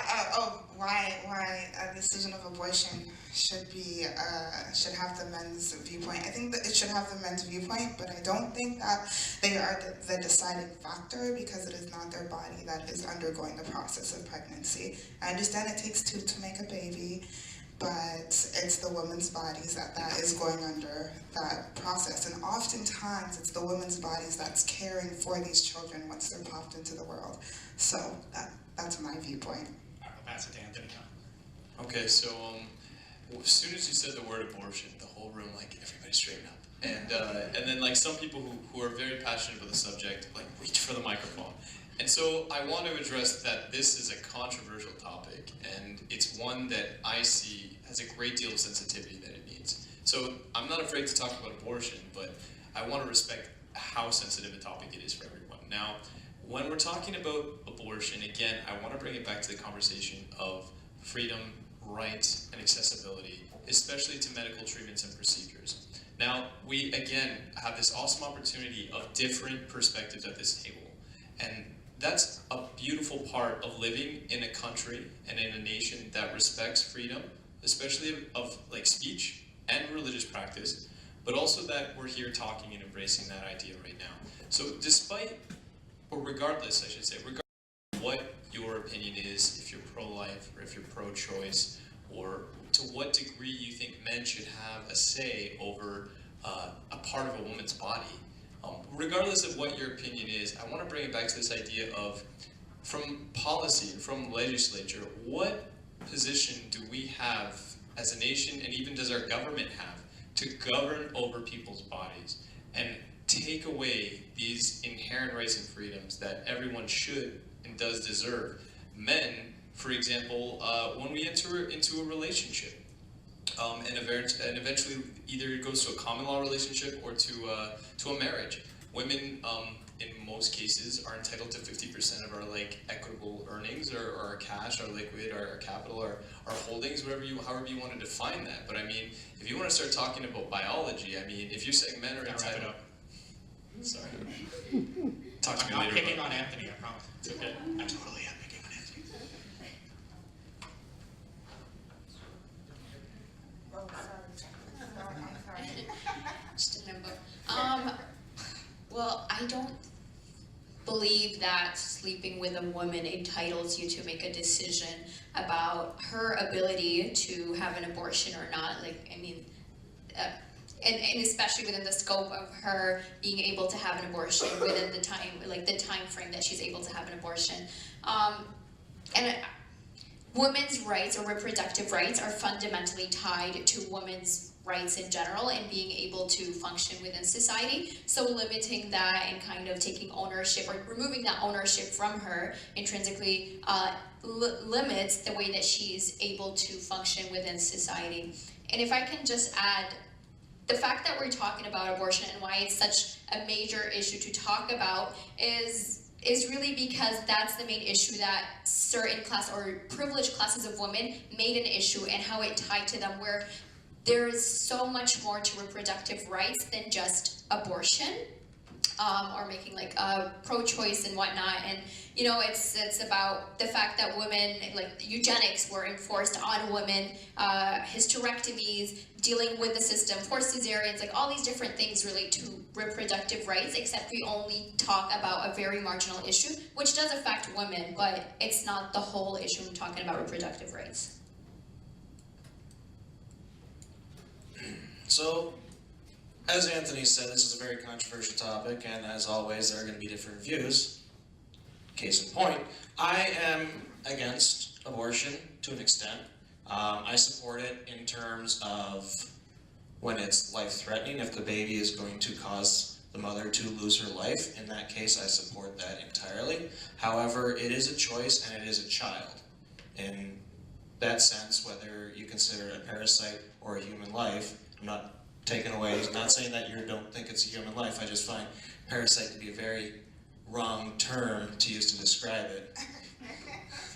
But coming back, it takes two to make a baby. What Anthony was saying, when they enter a relationship for a long period of time and they become husband and wife, common law or married, then the woman is entitled to half of everything the man has. So why does that differ when a man and a woman make a child? Okay, if the man wants the child and the woman doesn't, that is certainly a discussion we need to have. What can be done to accommodate that. If the woman wants the child but the man doesn't, the man, well, in that instance, the man should not Wrap it up, Dora. should not be responsible to pay for the child if the woman decides to keep it. So, again, it's, as always, a very controversial topic. I'll let Tasha have a quick response. We keep it under 20 seconds. Okay, because Or Anthony wants it to. I'll let like one back and forth per question. Mark, I just want to, because I didn't get to finish off that reference, and I just want to say where I was going with it. So that example that I didn't quite finish off, with respect to time, I was meaning to say that I have the right to everything that's in my body, and I don't want to share that right with anyone.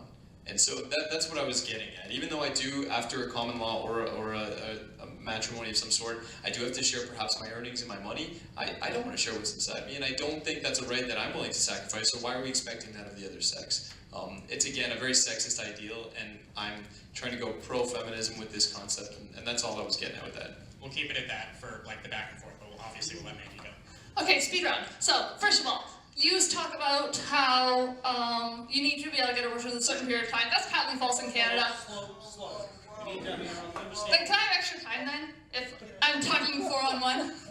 I'm sorry, I did not hear anything. Okay, If so- you can just slow that down. So, speed round. Tiger, you were talking about how you need to be able to make a decision about abortion in a certain amount of time. In Canada, that's patently false, as you can get an abortion at any point in time for any reason in Canada, as we are the only democratic country in the world with no abortion law.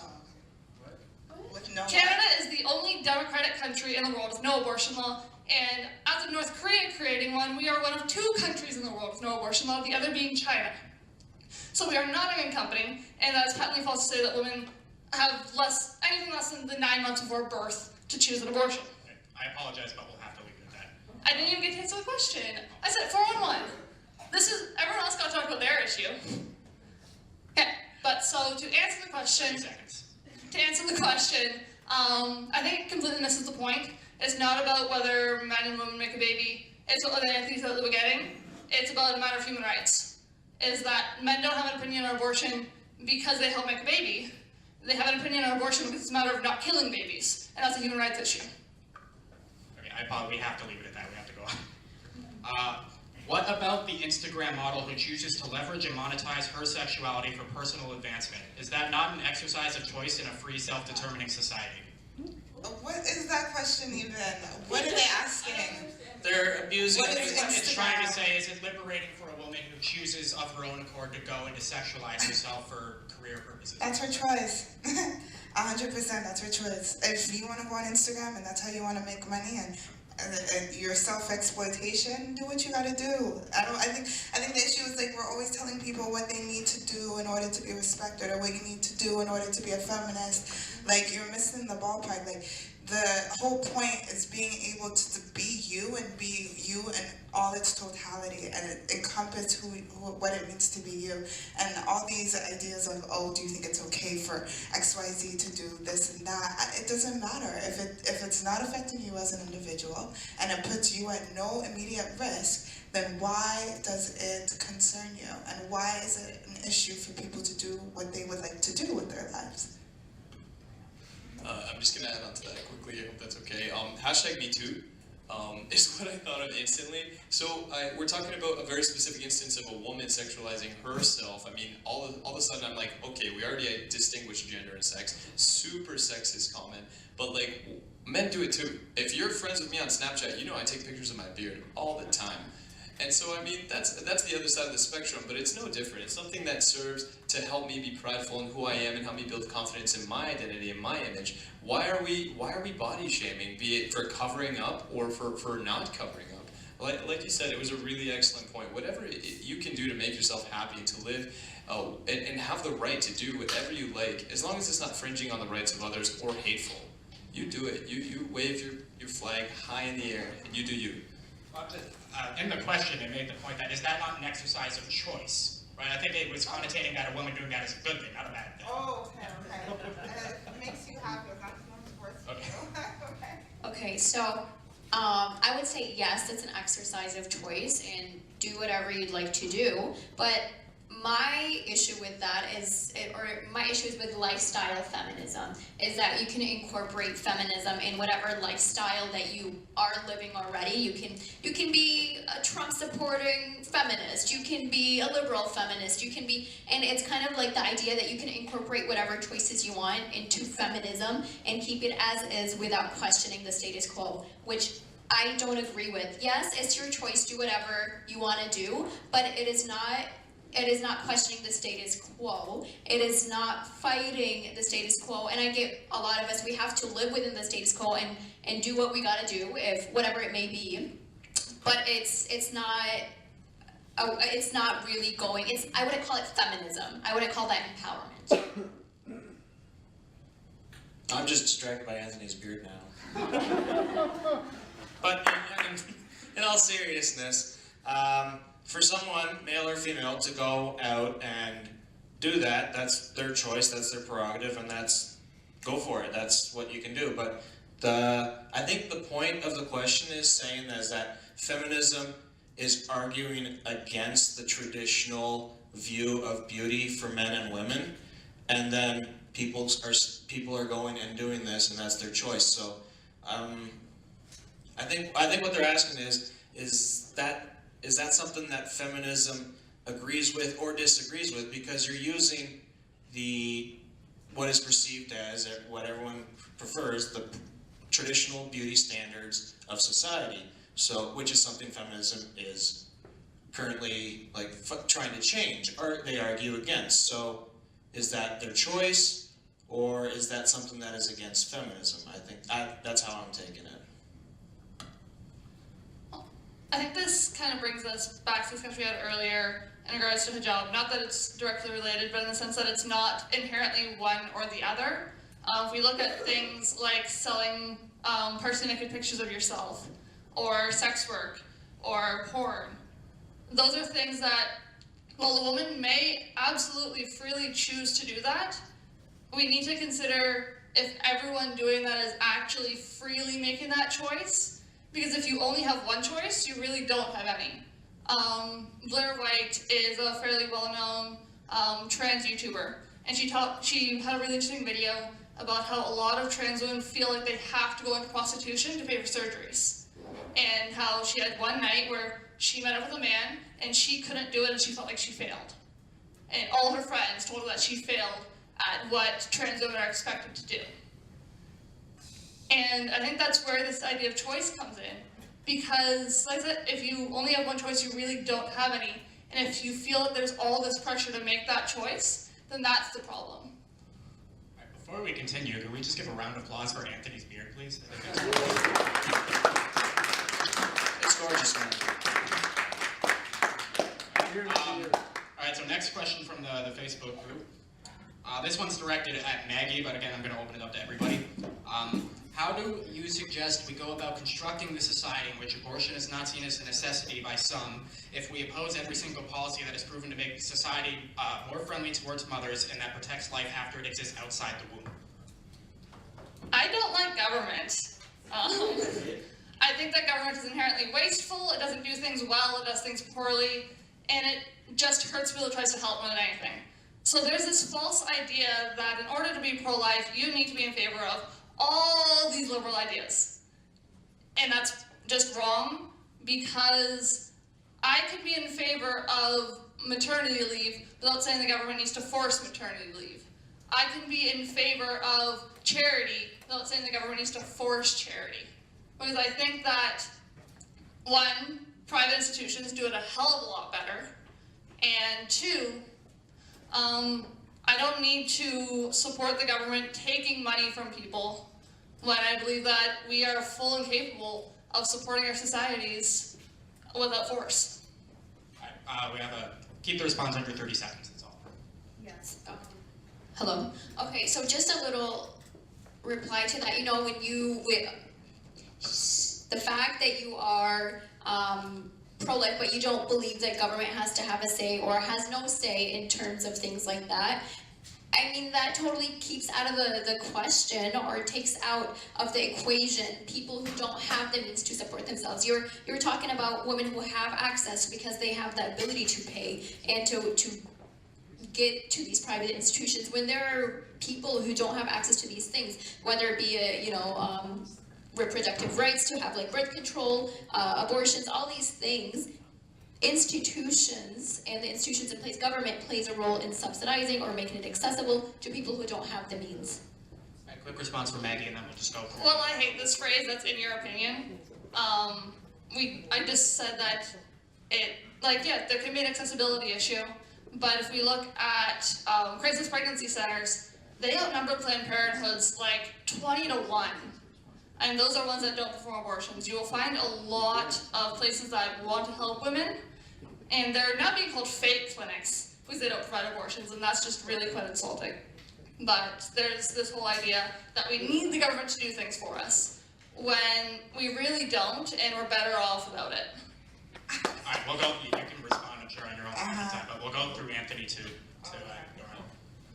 Okay, well, we've talked about a lot of things we've already touched on tonight, and now I see the conversation leaning towards like libertarianism and things like that. But I guess where I can contribute in this is how important equity and treating each other with value as human beings really is. I mean, regardless of what the specific issue may be, we're all humans. And this is a term that you don't hear a lot of people using, unless they're talking about like anatomy, like, oh, that's a human body. All of a sudden when the life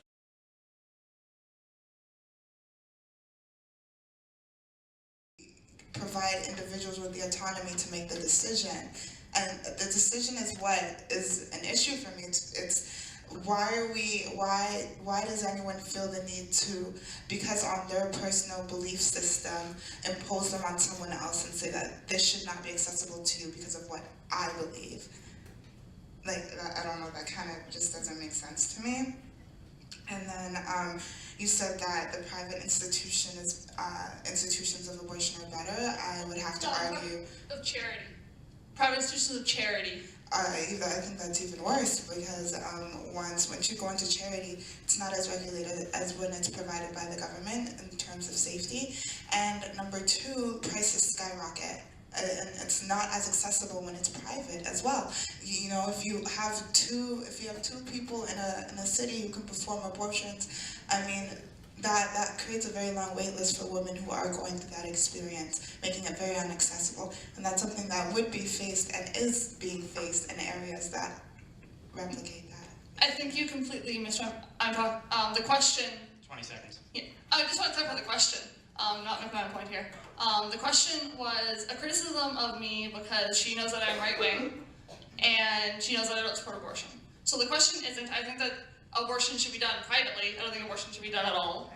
The question is, in terms of supporting mothers who are continuing through motherhood, I don't think that the government is the right way to support them. I believe in private charity. I think private charity is doing a better job. Well, I'm with Dorn. Yeah, I got it. Oh, sorry, we didn't. No, we'll still end with Dorn, but we're going to go to Hager first. You got nothing? Okay.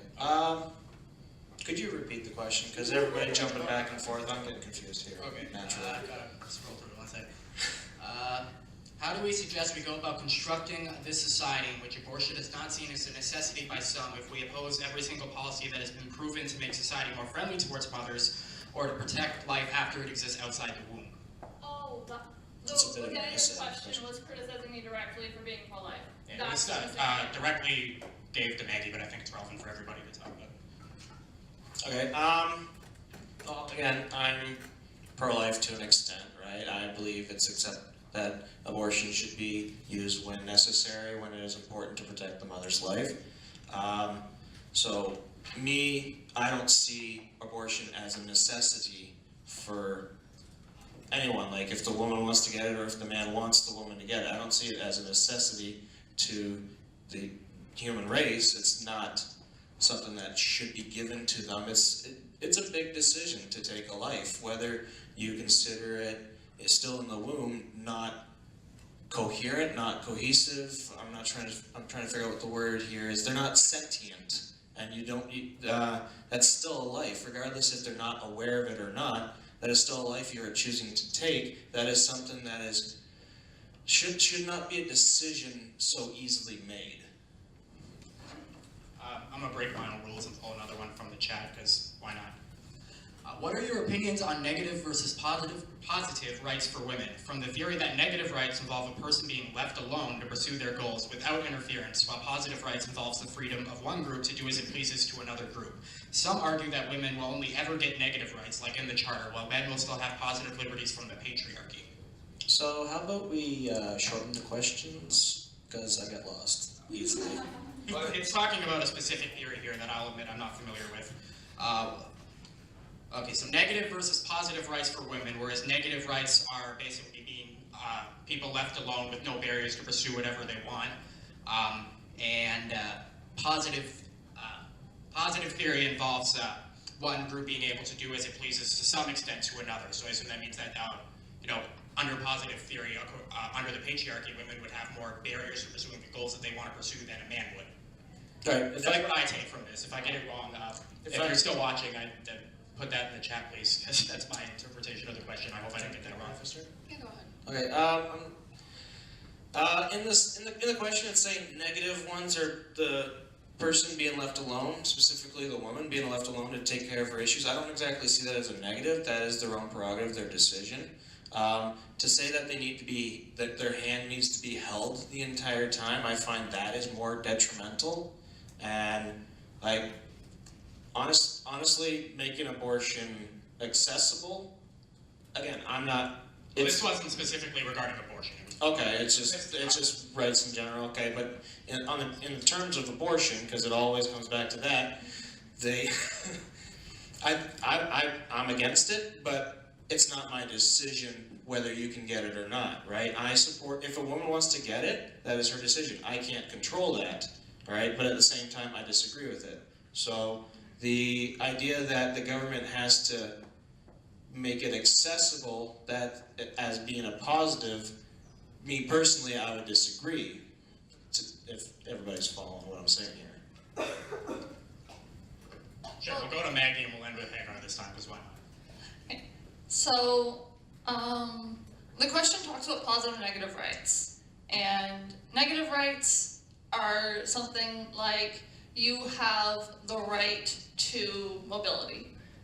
The government doesn't need to provide you with a car. The government doesn't need to provide you with a passport. Like, it is not their obligation to you. You need to put in the application. You need to do all this. And those are part of accessing your negative right to mobility.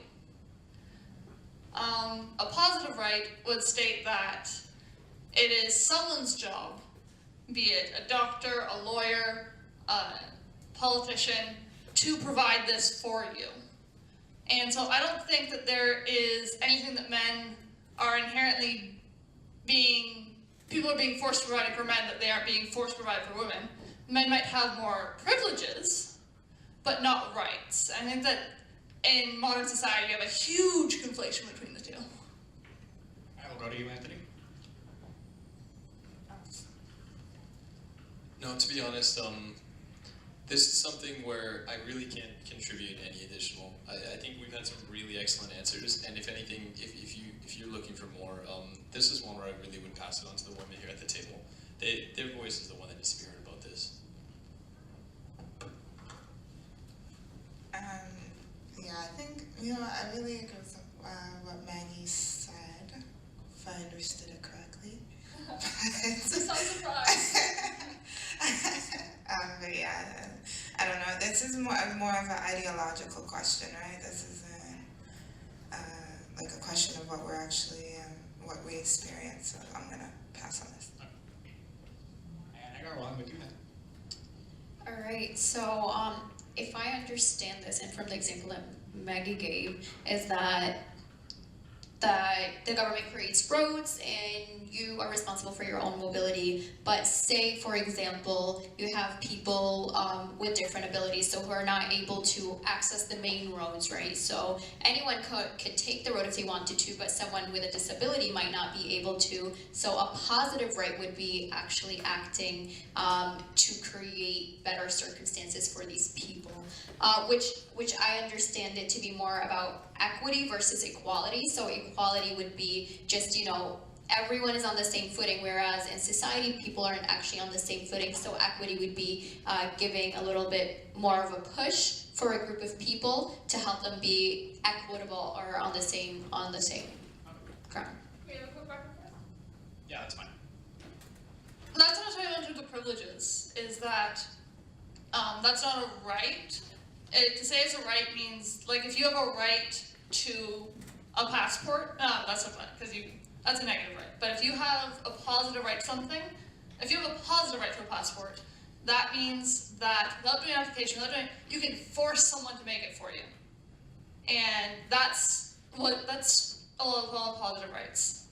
Is that we can talk about privileges, we can say that we can give certain groups privileges to help them navigate a world of negative rights. But I think that it's wrong to impose positive rights on people who would then be forced to do it. Like when we talk about healthcare, a right to healthcare says that you can force a doctor to do that. Does anyone else want to go back to that or no? No? Okay, we'll move on. This was directed more to the Islamic part of the discussion from before. Something else. Does Islam add anything to feminism, and if so, how and what?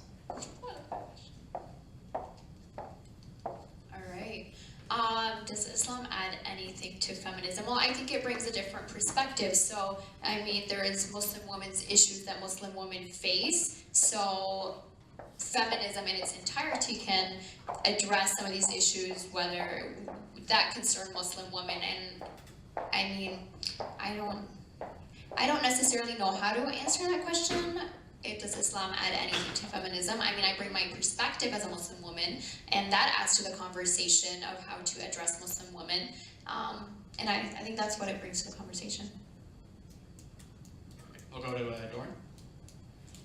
Well, I'm not a Muslim, so my opinion on this can be very stretched, but I do not feel that the religion, the culture really brings something to feminism, but the people that are in there, they are what brings something to feminism. They come to it and say, hey, we have these problems. We need to face these. We need to correct these. So, just like Christianity was very, I don't want to say oppressive of women, but it was not the most accepting of women in the Middle Ages, and pretty much up till the last 200 years. The same can be said about Islam as a religion, as a society, and so feminism, the society doesn't bring anything to it, but the people do. Okay, I do have. You can respond. Okay, I changed my mind.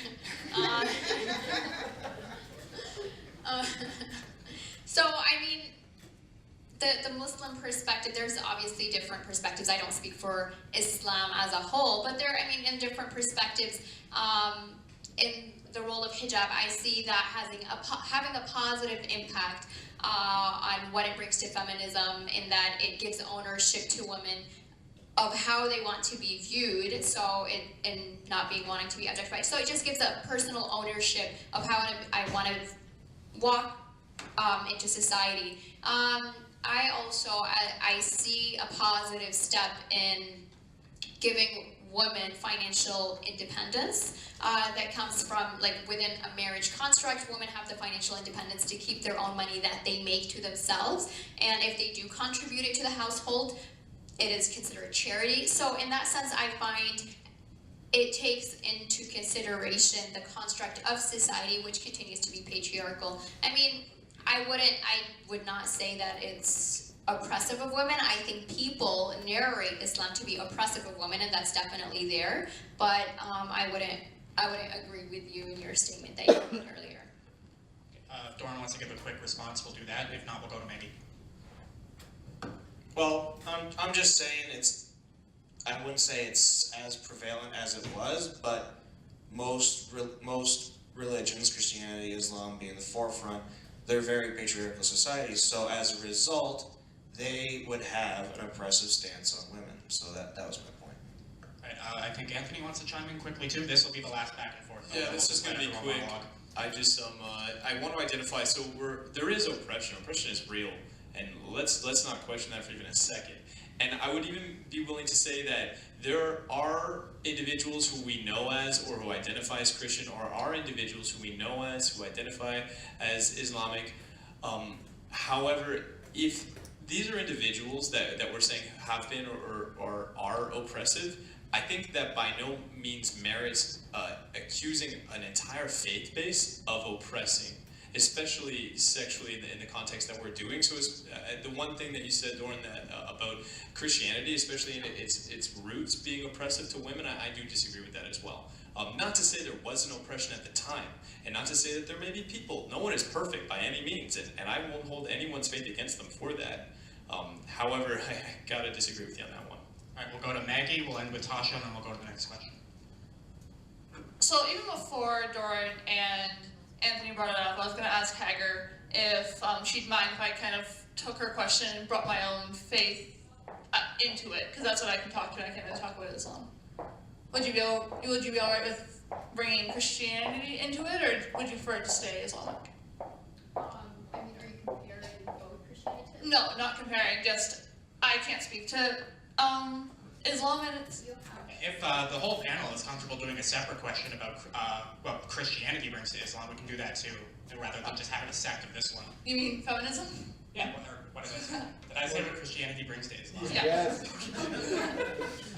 What Christianity brings to feminism. We can do a separate question on that rather than have it branch off from this one. Do we want to do that or no? Let's not make No, that it's question. okay. We had a lot that you Yeah. said. You can speak on your religion. I just... And if it's just a comparison, is that No, I don't want to compare. So then what is the point of bringing your religion into it? Because Oh no, go ahead. the question talks about how... Mark, can you reread it? I lost my word. Does Islam add anything to Yeah, feminism? And if so, what and how?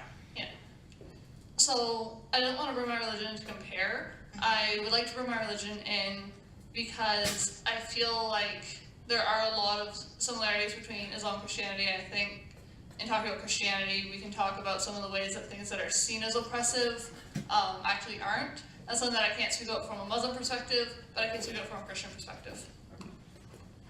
Oh, just because it is a question on Islam, I don't want to hijack it and make you feel uncomfortable, so that's why I want to check with you. Is that alright? Yeah. Okay. So, a lot of time in Christianity, it's called oppressive, patriarchal, and yeah, there is a patriarchy. I don't think the patriarchy in Christianity is inherently wrong. I think that it is about equity and relationships that go well with each other, and that it's about like that equity, not equality, and that we see these relations between men and women. That if we look at, say, the role of the Virgin Mary in Catholicism, she is Queen of Heaven. She is the epitome of womanhood. She is one of the core parts of Catholicism and the veneration of her.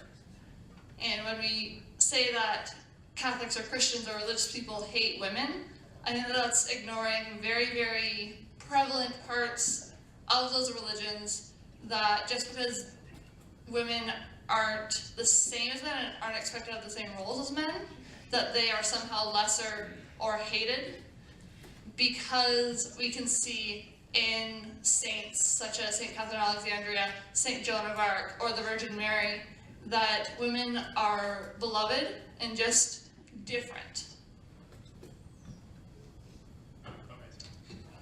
All I was gonna say is that I think when we're talking about, especially when we're talking about identities that aren't relatable to our own, we have to be very, very careful. Like you were saying that the issues of Muslim women aren't as prevalent. I don't really remember exactly what Dawn was saying, but something along those lines. I don't think it's your place to say what is a prevalent issue to a community that you do not belong to. And so were you comparing the issues of Western and Eastern again, or I'm talking to you, Dawn? No, I was saying that, well, in terms of religion, taken literally, it can come off as oppressive to women. Religion, withdrawn from that, the societies themselves, those are what, for the most part, in Islam and Christianity, those have been oppressive societies. So my point was, it's not the society doesn't bring anything to feminism, but the people that are living in it, they are what brings something to the table with feminism. That was my point. All right, we have time for one, maybe two questions, depending on how fast we can get through this one. Somebody quoted someone else as saying, why is it empowering that women should have to pay for something? I don't know if that's 100% accurate. That was me. So why is it empowering or even fair that taxpayers need to pay for people's decision-making in regards to birth control? Well, again, I made this point already. It's empowering for women to pay for things because predominantly women have not had the rights to control money. They have not made their own money. So the fact that now they can go out, make their own money, they can make their own decisions to spend money, that is something that is empowering. That is something that they were not predominantly allowed to do throughout history. Just going off that, like, you know, women really don't have, like, the same way you have the power to go out and make money, women don't hold that same power even today. We have the ability to go out and find a job, but is it at the same caliber as you, and is it with the same salary? And are we covering the same expenses? Are we expected to cover these same expenses to then still leave room for what you had said was a privilege to pay for? Like, if I don't have money to pay for something, how is it liberating for me to go and pay for it? Like, I don't understand that. Where do women face challenges of getting the same pay, the same job? Okay. Because Women. the pay gap does not exist. I need to point that out right now because you break it down in comparison, taking the overall average, yes, men make more than women, okay? But that does not take into account, when you break it down, the facts that men work longer hours. Women will take more time off. And why are women taking more time off? To go home to their family. They don't want to work. They don't want to work overtime. We don't want to, or we can't because we have men working That is long entirely hours. your choice. That's not a choice. That is Can I finish my point, please? Okay. Okay, they're making that decision to go home. Men have that choice too, but they choose to work longer hours to make more money. That is their decision. As well, what men typically go into in schooling are some of typically the 5 highest paying professions globally. Okay, one being oil workers. That is a very high paying profession. Okay, if you go into there and you reach a very high point, that is one of the most lucrative businesses. Okay, in comparison, women take more nurturing and, in the long run, less paying jobs in terms like teachers. Okay, it's a very rewarding. It's a very rewarding job, but is it less paying? So in the overall encompassing, yes, men make more, but when you break it down, okay, I work with women right beside me on a line job. Okay, they are making the exact same job, the exact same amount as me for the exact same job. Okay, just to wrap that up. So for one, yes, male-dominated professions do receive more pay.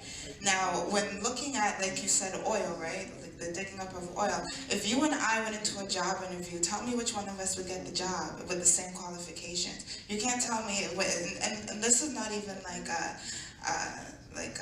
an issue of race, but like just on the basic fact that you're a man and your physique itself puts you in a better position to take on a job like that. Well, Okay, right? So now I've just for a second, because the conversation skewed in a different direction to what the question was about, but we actually do have a question directly about the wage gap in here, and I think it'd be better to end with that instead. So we'll shift the question about the wage gap now instead of about government-funded abortion pills. Okay. So, so in that term, the wage gap is extremely prevalent, especially when you look at just the workplace where there's men and females. The positions of making decisions of the company are held by men. Okay, the higher up you go in the corporate world, the more men you see, and there's a reason for that, and it's not because women don't have the qualifications or the skills or the previous experience to fill these positions, but it's because people in those positions hire people like them to take over, and so it's a cyclical nature of the same kinds of people being put in positions of power, and the same kinds of people being left at the bottom and unable to obtain these positions. these positions that inherently give you more money. And so when you even touched on, oh, because women choose to go home. Well, if the woman said, okay, I'm not going to go home and take care of the kids, or the man said, I'm not going to go home and take care of the kids, who do you think is going to be scrutinized in that? Well, if they're both making money, they're gonna get So who's gonna, nurse or nanny and to take care also of them. the devaluing of homework, like the work that goes into caring for a home. I'm not devaluing that at all. I'm just saying, for a paid job, okay, homework is the work done at home. It's not paid for, and Yeah. granted, there's I'm not devaluing that at all. I'm saying what they do when they go home, that is great, okay? Taking care of the home, you know, cleaning up, doing laundry. Hey, I do my own laundry, okay? Most guys do nowadays, I'd assume, okay? Most guys can cook a lot. Good for you. I know, right? But Good don't for me. you. But most guys, a lot more men can cook, clean, do all those things. That was considered just women's work 50 years ago. Okay, so to say that the woman doesn't have that choice, that she has to go home, that's kind of sexist in its own way, because the man could also make that decision to go home and take care of the kids. But if he makes that decision to leave work, go home and take care of the kids, then he's emasculated by society because he's the one that's not making more money. The woman. Okay, quick question. What's your idea on mat leave then? I support it entirely. I support mat leave, I support paternity leave. But I mean, that's once again the woman taking time off paid work to get lower income in order to care for duties of the home. Okay, but just paternity quickly, also sorry, exists. I gotta interject here because we are running out of time in general for the event. I'll let both Tasha and Doran get their final thoughts in about the discussion that they were going back and forth with, and then we'll get the final thoughts on that topic from Anthony, Hagar, and Maggie in that order. That topic being the wage gap. The wage gap, yes. The wage gap exists, especially with the glass ceiling, and that's all I have to say. See, clearly we disagree, and honestly, I would love to talk more about this, but as they said, we're wasting time. I'd like to hear from some of the other guys, panelists here. All right, Anthony, you're up. Something I want to start off with saying, as soon as you hear someone argue that the pay gap or the gender wage gap or just the wage gap in general doesn't exist, instantly there's people who feel very strongly about that on both sides. There's people who are like, no, it doesn't exist, it's fiction, we both get the pay. I know that if I work at Tim Hortons, I'm getting the minimum wage and so is everyone else there, no matter what their gender is.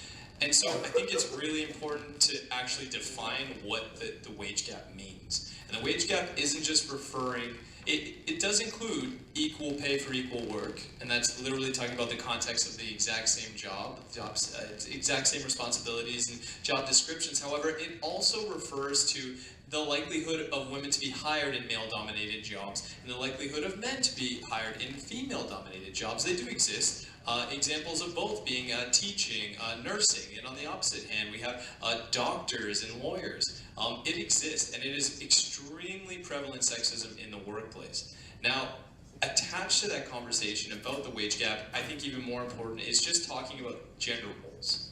How we interpret gender roles. You brought up being emasculated, the idea of the man being at home, and this ties so much into the idea of masculinity and femininity, how toxic both can be when we rely on society's definition and not being critical of our own definition of how we define as being enough of a man, or being a man, and being enough of a woman, or being a woman. And so when we look at these gender roles and what men and women should be doing and how men and women should be acting, everyone is free to interpret that differently. You are free to do you. You are free to have traditional roles. You're free to have roles that are defined by your religious views and by your faith. And you're free to have really, really modern and for example, like third wave ideals of that. But you cannot deny that it exists. You can't. So what are we doing about it? Hagar, you're up. Okay, so I think it's a big myth that women going into the workforce actually brought liberation for women. When you had first wave feminism, you had white women thinking that they want equality to men, and by doing so they wanted the same economic gain that men had, and by doing so they went into the workforce, and that was the discussion about liberation. Meanwhile, working class women, racialized women, were already in the workforce, and they knew very much so that being in the workforce did not mean liberation, and it did not mean, having the same means as men, because oftentimes, if they were not privileged, they would go home and also have the domestic duties at home, right? So that's double the work in the name of liberation and being in the workforce, while women still had to do majority of domestic work. It was still continued, and it continued to be very gendered. And I mean, that still exists to this very day, that domestic work is very gendered, and because the nature of our capitalist society, being in the workforce just pretty much brings income and contributes to the household. So it's not necessarily that women have all this money that they can now have financial independence, or so it's actually just contributing to make ends meet with their spouse. And I mean, I don't even think about the wage gap. Me, as someone who's going to be a lawyer, and just in my field as a lawyer, who would have the same qualifications as a man doing the same job as me with the same qualifications gets much more money than I would. And that's just speaking to my field, a professional field where both would have the same qualifications. I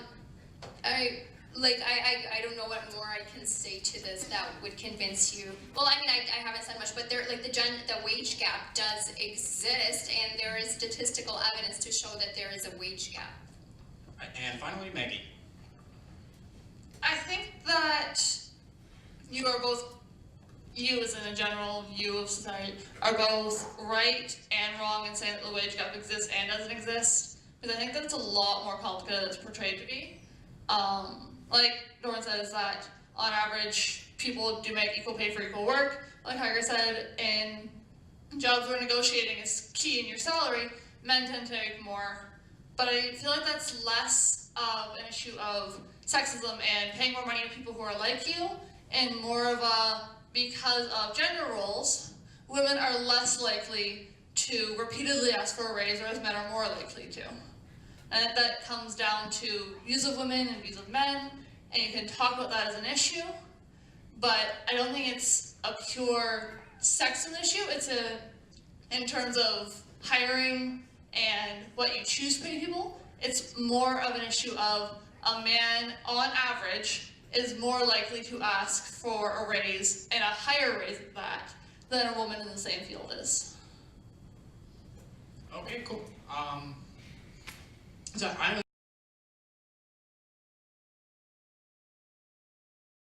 going to call out all the men, anyone who identifies as a man. Sexism is a real thing. Feminism is really important, and it's not just for the ladies, it's for us too. also like and share Anthony's beard on social media to make it go viral under the hashtag Anthony's beard. I think feminism is whatever you need it to be to operate and work around the obstacles you may face because of the identity you may hold. And yeah, all in all, that's what I think feminism is. Feminism is dismantling the status quo. It's dismantling the forms of oppression and domination that exist within our society. Just imagine a society where domination does not exist, and not even saying that men and women have to be equal within it, but just having a vision of mutual respect towards each other. I mean, that's what feminism is. Feminism started with women, it's still women. If you want it to mean something else, to encompass other things, you need to change the name, not exactly rebrand its topic, but the name, okay? Because feminism, still with the gender roles, is associated feminine, so women. All right, if you want to bring more people into the fold, if you want more people to follow or come to this ideology, you need to make it a more encompassing name, a more inviting name. So there's my point.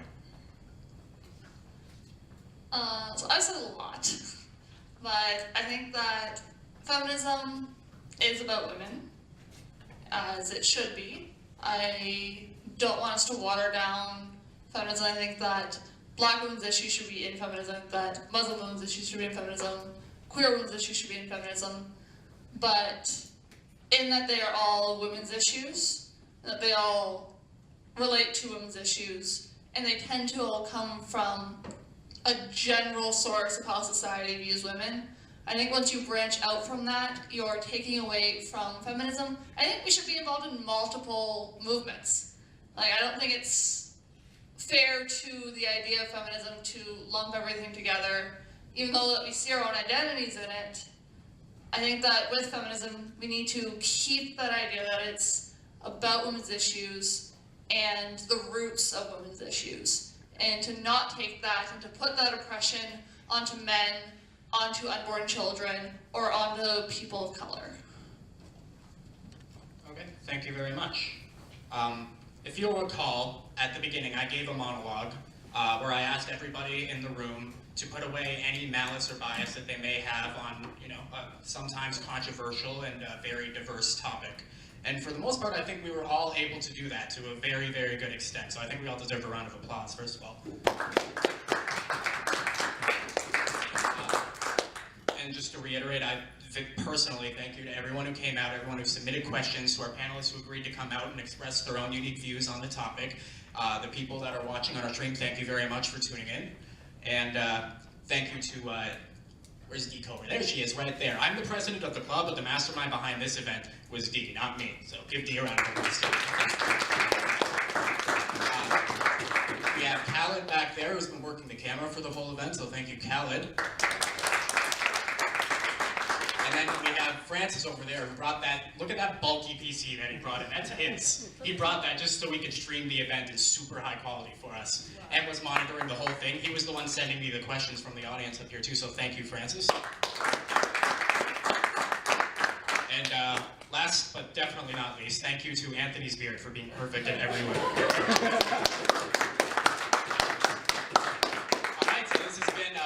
Royelle, a discussion on feminism. Thank you again for coming out, and we'll hopefully see you at our next event, which is going to be a formal debate back and forth, one-on-one on the death penalty. Yeah. But Mark, what's going on Thursday? There's something going on Thursday? What's going on every Thursday? Oh, yeah. If you're interested in getting involved more generally in the club, we do 2 weekly streams. One is on Thursday where we hold a general meeting and we'll stream some political personality that we want to watch. And we've done a variety of different people, from the Young Turks to, I've forgotten everyone else. Now that I'm trying to pull it from my memory, I forgot. Well, we watched Stefan Molyneux. I might be pronouncing his name wrong because it was the first time I watched this video. But we watched him last week, and we watch someone different every week. As well as we have discussions that are very similar to this on Google Hangouts every Sunday. And this one we're doing on the role of politics in education and where the line draws and how professors should be allowed to express their own political opinions. So if you want to get involved in those kinds of discussions, every Sunday we have one. Just reach out to me or any executive and we can get you in there too. Once again, thanks for coming out. Hope you enjoyed it.